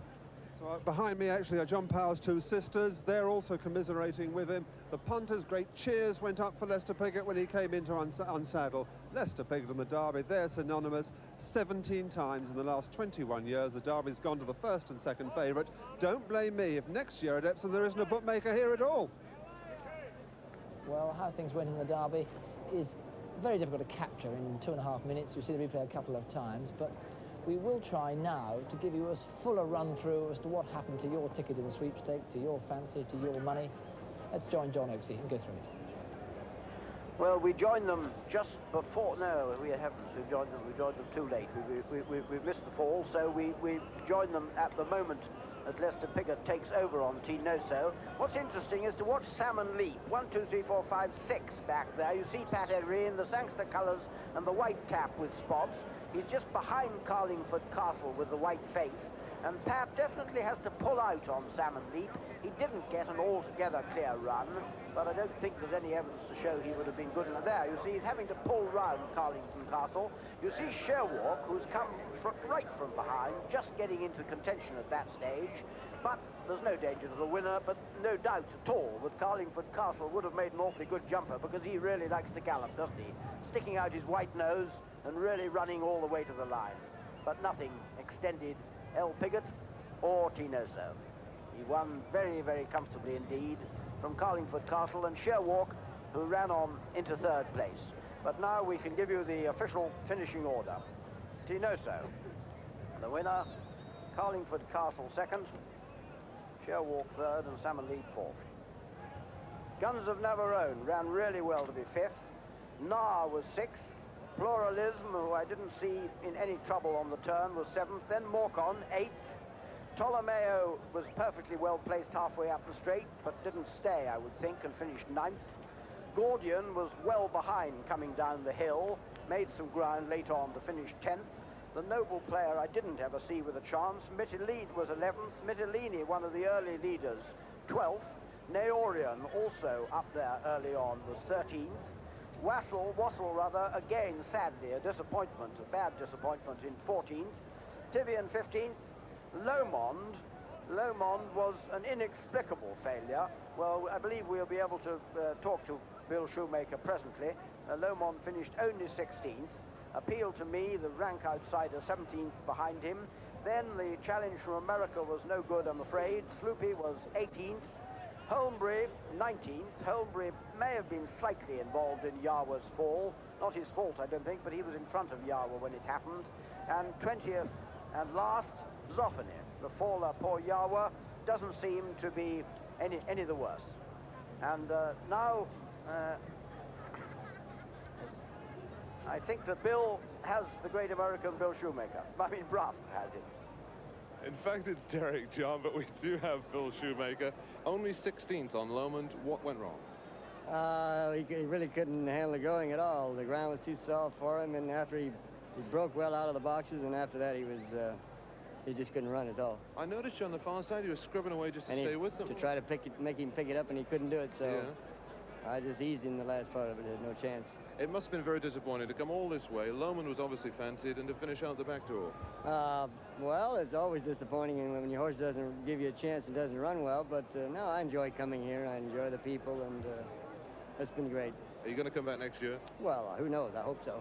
One final question I'd love to ask you, because you're the legendary jockey in America. Lester Piggott has just set a new record of 9 Derby victories. He must be incredible. I mean, got to be one of the joint best in the world. I would guess that, not guess, I would say that Lester's probably one of the greatest riders in the world, and as you know, and his record proves it, and 9 Derby winners, I don't think anybody will ever break that record. Absolutely right. Coming from you, Bill Shoemaker, that is indeed absolutely true. Thank you very much indeed. Have Pleasure. a good trip home. Thank you. And let's see how things are on the lawn with Judith. Oh, well, here we are, in fact, on the members' lawn with some lovely famous people here at the Derby. Suzanne Danielle, first of all, did you have a win on the race, the big race? No, I didn't, and I thought I'd got it completely organised. I was convinced that Wassell wouldn't win because I didn't think it could do 1.5 miles, but I thought one of Sangster's, either Noble Player or Lomond, would come up. Yes. But Salmon Leap did instead. Did you know much about the horses before today? I mean, you sound as though you might have done. Yes, I've had a very bad background. I play pool, snooker, back the horses. Very revealing, lovely dress on down there, Suzanne. Roger Kitter at Daily K. I'm sure you're enjoying that, aren't you? Fantastic. I'm enjoying the dress, yes. Now, Roger, last year it was your father who won something like £35,000. Yes. What's he done this year? I think he's done it back this year. No, he had a big bet on Q8 Tower, which was pulled out yesterday, so he tried to get his money back on Salmon Leap, and that didn't happen.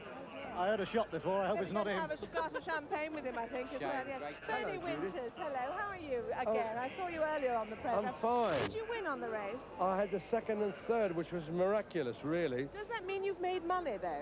No, I think I lost, but I really won because I saw Alan, and I haven't seen Alan for months. Alan Ball, hello. Hello, nice Judith. To see Nice you. to see you. Why was it that your meeting with Alan was so good, then? Well, I haven't seen Alan for about, what, 7, 8 months, and we bumped into each other just now before we came and saw you, so it's been a very worthwhile afternoon. Oh, I was asking you about the money. I mean, it's all very well, this mutual admiration society. But if you meet friends, it's as good as winning money, isn't it? That's quite true. But you've had a good day, Alan, haven't you? That's right, yeah. The wife won't agree with that because she showed me when I left this morning.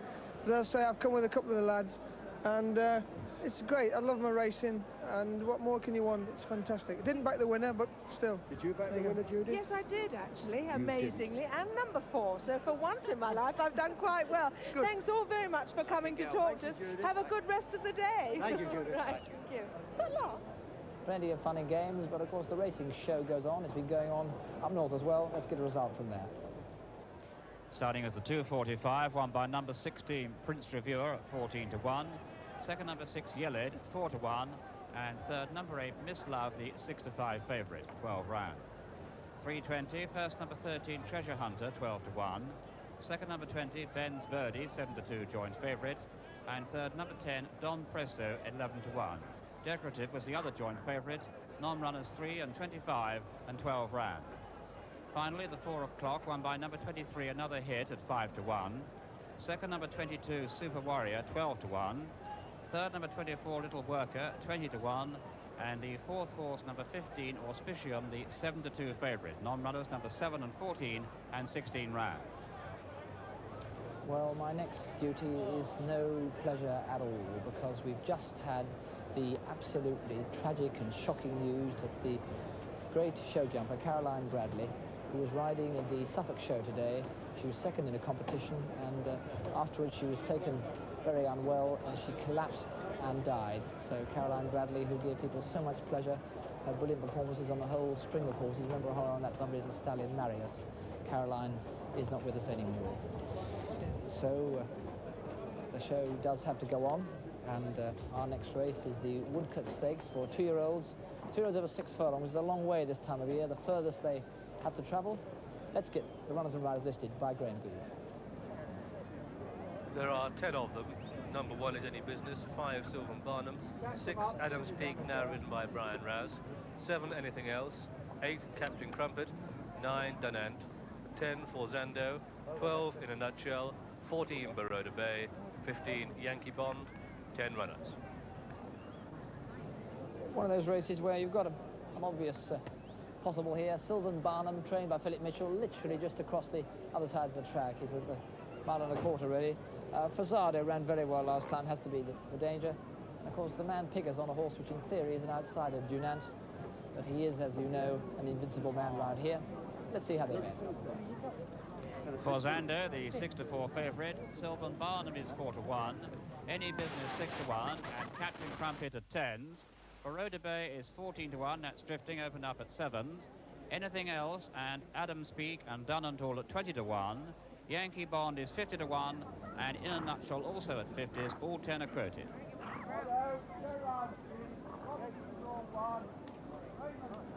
We're looking at Greville Starkey on Sylvan Barnum. This unbeaten colt by Comedy Star, trained a stone's throw from where he's standing now by Philip Mitchell. He's won twice. One of those races was here over 5 furlongs when he got up to beat Snow Card, who we saw run earlier on. And then he won again as well. So undoubtedly a good horse. The question is, will he be good enough to beat number 10, Forzando? I hope we'll be able to find him in a moment. That's Adams Peak. Brian Rice, who wasn't in your papers, is riding Adams Peak. He's been 4th in both his races. There's quite a longish way behind Finnion's Rainbow at Goodwood. Well, nearly 8 lengths behind him anyway. Forzando. That's Lester Piggott about to go in, and in the background, oh dear, oh dear. That is Willie Carson being bucked off Yankee Bond, and I very much hope that Willie's all right. He didn't seem to hit the ground very hard.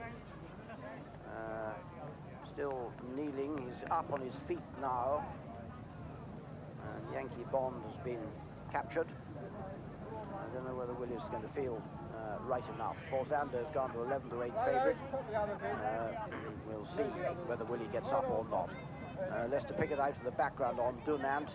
That's certainly one of the outsiders.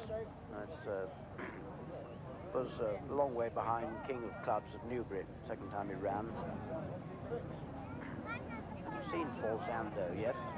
He's in the stalls. He's in the number 3 stall, Forzando. But he's only had one run, this colt by Formidable, and he ran really well. He was off the bit quite early in the race, but ran on to finish second to Margid, beaten 2 lengths, but he had a couple of winners behind him, and that was pretty good form.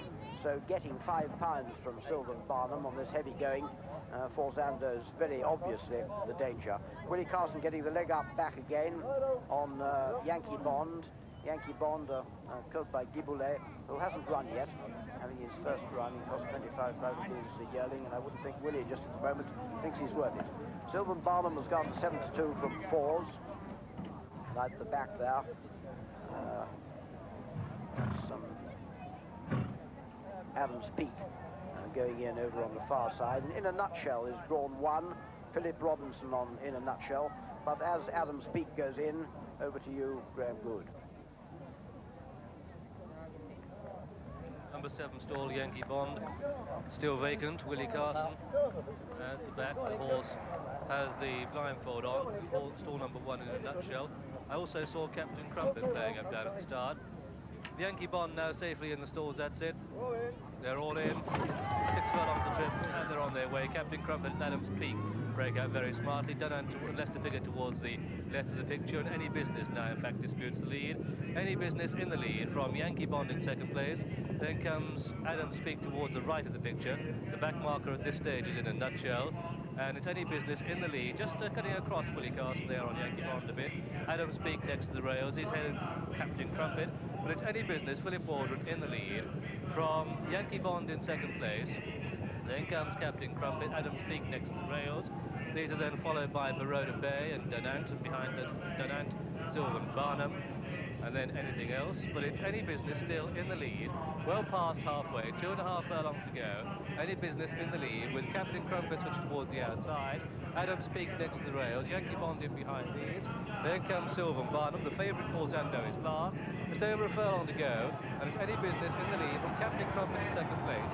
Any Business, Captain Crumpet, Adams Peak, then Sylvan Barnum inside the final furlong, and Any Business in the lead. Any Business clear from Captain Crumpet in second place. Then comes Sylvan Barnum staying on to be third, coming up towards the line. Any Business, the easy winner. Any Business, the winner. Captain Crumpet second, then came Sylvan Barnum third. Behind these, Yankee Bond. The back markers include Forzando, and last of all was Dunant. Well, the result of this, the 177th Woodcote Stakes, is a win for number 1, Any Business, owned by Mrs. V.J. Lewis, trained here at Epsom by her husband, Jeff, and ridden by Philip Waldron. That's Philip's 13th winner of the season. Second was number 8, Captain Crumpet, ridden by Paul Cook. Third was number 5, Sylvan Barnum, ridden by Greville Starkey. Well, the fortunes of horse racing are surely never better illustrated than this race, because Philip Waldron fell in the Derby, jumped back on Any Business to make virtually all the running in the Woodcote Stakes. Lester Piggott, who won the Derby, finished last in this race, but let's review the final quarter mile with John. Yes, a lovely consolation prize for Philip Waldron. You don't very often see flat race jockeys winning with grass on their breeches, but that's what Philip's doing. He quite rightly hasn't bothered to change his breeches to get up on Any Business, and as Any Business goes to the front there, I must say it looked at that stage quite possible that Captain Cook in the white noseband would catch him. Sylvan Barnum behind Captain Crumpet, not Captain Cook, Captain Crumpet. Captain Crumpet switched over to the far rails now, and he never really makes any progress, doesn't make any impact on Any Business's lead. And Sylvan Barnum, who's been under pressure for a long way, is in third place now, ahead of Adams Peak over on the far rails, but neither of them ever look at all like getting to Any Business. So Philip Waldron comes happily home, 1 fall, 1 win, not a bad day.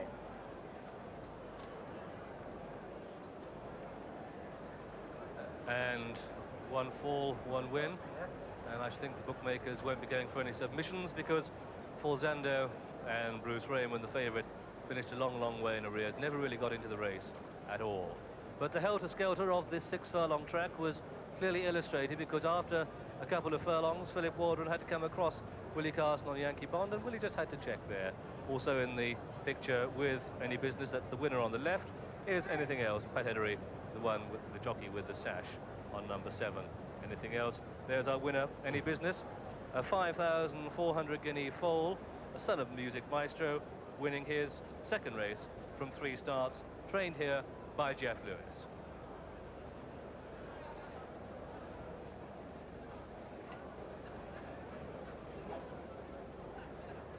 Philip Waldron riding his 13th winner of the season, and none the worse for that horrible fall in the Derby on Yarwa. The only consolation, I should imagine, for Philip was the fact that there were few horses behind him at Yarwa when he fell at the top of the hill. There, just preceding him, is Captain Crumpet. He was the second horse home, the grey son of Home Guard. But here, the winner of the Woodcote Stakes, Any Business. In the striped jacket, Brian Rouse on Adams Peak, who had a good ride on Naorian in the Derby, always up with the pace, but the winner coming back into the unsaddling enclosure, the 7-to-1 winner of this Woodcote Stakes.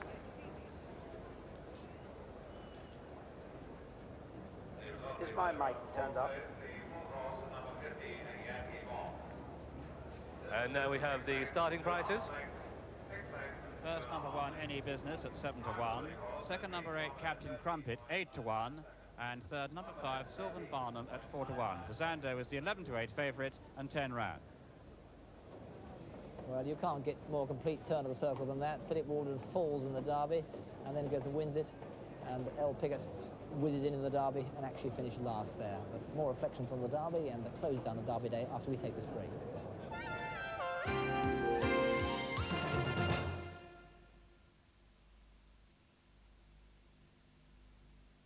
The new ELS exclusive offers. Big price cuts on suites, beds and carpets. The new ELS Big Price Cuts. It's on now.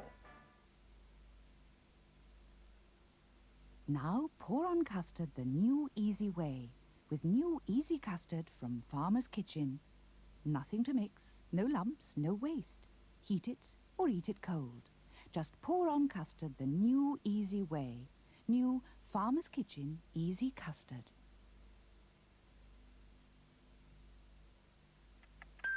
Waking up, rolling on ZR. Flying off, seeing people going up. Getting pressure, need another pair of hands. Going out on the tiles that are helps keep you dry. All smiles, all day. Be confident from Z to R. That were grand. Yes. Now, all we need to finish off a good meal is Wensleydale. Oh, no, yes, you're one of the best after-dinner entertainers there are. But I can't. Come on now, don't be shy. Well, all right. My heck, young Wensleydale's a knockout with fresh fruit, eh? Magic with apples and pears. I see the lads went down 4-0 to Huddersfield. I thought they were lucky to get nil. A funny thing happened to the other way. Wensleydale. What a nice way to end a meal. For a balanced diet, you need a variety of foods. And that needn't exclude the ones you enjoy, like butter. Butter is made simply from cream and has no more calories than any margarine. It's good to know you don't have to give up what you like. Isn't it natural to butter 'em up?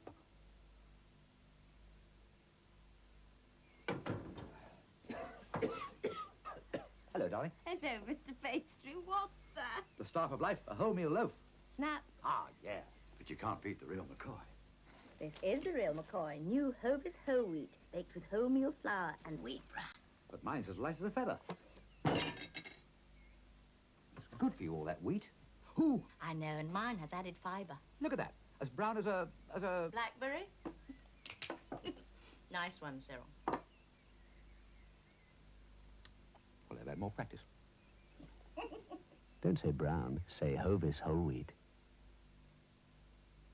These are My Little Ponies, with their own ribbons and lovely long tails and manes, and a special comb for grooming. My Little Ponies love going for pony rides, but their favourite thing of all is being made a fuss of. There are 6 different ones to choose from. My Little Pony from Hasbro. Stop. It's back to 1980. Kit Kat 4-finger bar is on sale now at the 1980 price, just 14p. Have a break today at the 1980 price.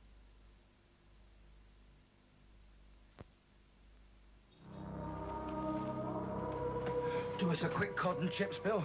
I'm expecting a delivery from Zanussi any minute. Oh, look. Wrong address on the docket. I give you a hand. You save your energy, Bill. That's what Zanussi's all about. Take these ovens, all very hot on economy. Same with the dishwashers. Ever so frugal, fridges and freezers. All lower running costs, lower bills, Bill. So good, huh? Yeah, they really shift themselves. Choose economy. Choose Zanussi, the appliance of science. And the man now who was second in the Derby, Michael Kinnan, your first ever Derby ride, your second to Lester Piggott. Could you ever, though, have won? No, I didn't come down the hill great. Got a little bit of interference early in the straight, which cost me a length or so, but wouldn't have won. As you know, because he hasn't got the most fashionable pedigree in the world by a horse Bavard, who's got some very good jumping horses as well, some people have said, oh, well, he's not that good, Cardiff Castle. The race can't be that much good. What do you think about that? Well, you have 2 classic winners behind him. So he's second in the Derby, he can't be too bad. And any plans for him? Where do you think he's going to go? Well, he'll definitely have to take his chance in the Irish Derby. He'd be definitely better suited by the Curragh track. And Kinnan hasn't won the Irish Derby yet either? No. But he will do soon? Hopefully. Michael Kinnan, thank you very much for talking to us. That was the Irishman talking. Now a man who could almost take the Blarney Stone out of the Irishman's mouth. That man, of course, is Mr. Percival.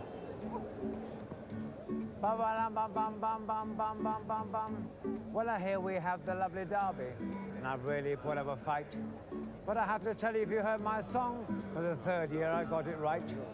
Really, in case that gentleman passes by, in case you don't really know, I'm afraid I got to know so. He was the one that could go. I said Mork on each way, and Noble Player could each way too. But never mind, I got it wrong. Don't have to go it through, because Tinoso won the Derby. A really wonderful Piggott. And if you really think about it, I suppose you all back Lester Piggott. Judith Chalmers for me won first prize. In the Fashion Stakes. Carlingford Castle came second, which I must say I had some breaks. And Sam and Levi didn't even think about, which shows in his song that even me, even if I get the winner, in the 3rd I could be wrong. So don't really worry next year. You could be the winner too. Because after all, the whole thing about this thing is to get it through and through. So remember Carlingford Castle, and remember remember Timoso I predicted. It really, I hope, won for you. Hooray! Can Lance really have been on? That was the week that was 100 years ago. Anyway, still marvellous stuff from him. let's see how marvellous the day's been for you with a full rundown of results here from here at Epsom. Starting with the 2 o'clock, won by number 1 Clan Time at 9 to 2. Second, number 8 Time Machine, 15 to 8 favourite. And third, number 7 Rick's Woodcote at 9 to 2, 7 ran. The 2:35, first number 13 Florida Sun, 14 to 1. Second, number 7 Elmar, 6 to 1. And third, number 3 Fellthorpe Mariner, 9 to 1. Tulsa Flyer was the 5 to 1 favourite. Non-runners 1, 8 and 12 and 15 ran. In the Derby, first number 25 Tinoso, 9 to 2 favourite. Second, number 3 Carlingford Castle, 14 to 1. And third, number 21 Sherewalk, 18 to 1. Non-runners numbers 4 and 17 and 21 ran. Finally, the 4:20 won by number 1 Any Business at 7 to 1. Second, number 8 Captain Crumpet, 8 to 1. And third, number 5 Sylvan Barnum at 4 to 1. Fazando is the 11 to 8 favourite and 10 ran. So Any Business whizzes in at the end. Philip Waldron turns the full circle, and we begin to close down Derby Day for us, although there are a couple more races this afternoon. Incidentally, some non-runners there in the sixth race. Numbers 11 and 16 are non-runners. Let me just give you those. We haven't told you before. If you're a keen, Young Daniel's a non-runner, so Stylish Mover. So no Young Daniel and Stylish Mover in the last race. Well, it's been an extraordinary day, but don't forget you can come back here tomorrow, because tomorrow we have four races for you, including the Coronation Cup, in which last year's Oaks winner Time Charter re-emerges. But this has once again been an extraordinary Derby day. Yesterday it looked such a beautiful scorching day. We thought we'd have good ground. Then we had those terrible thunderstorms. Remember, Jeff Ragg said that he thought that Lester Piggott had organised the weather. It would be typical of him. He could organise just about everything else. We'd asked him yesterday whether he actually had chosen the wrong horse. He shrugged his shoulders and said, well, he didn't really think he'd got it that far wrong. And the nice thing, we asked him whether not having ridden the horse before would be a disadvantage. And he said, well, whatever else happens, I don't think I'll get lost out there. So as we leave you with a last look at the 204th Epsom Derby, it's goodbye from all of us, and see the 9th record-breaking time when the King ruled at Epsom.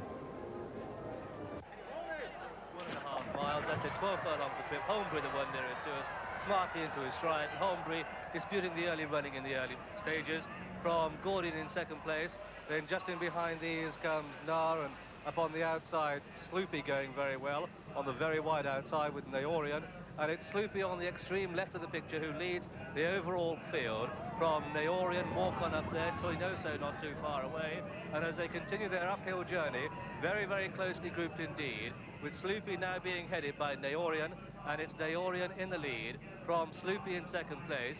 Then just in behind these comes Nar, then Lester Piggott on Tinoso in a prominent position. The back marker is Lomond down by a little way, but it's now Mittelini that has come through to take up the running. Go to the hill on the far side, and it's Mittelini, Sloopy on the outside. Then just in with these comes Tinoso going very well. Behind these Naorian, then Guns of Navarone, Holmbury, Lomond is the back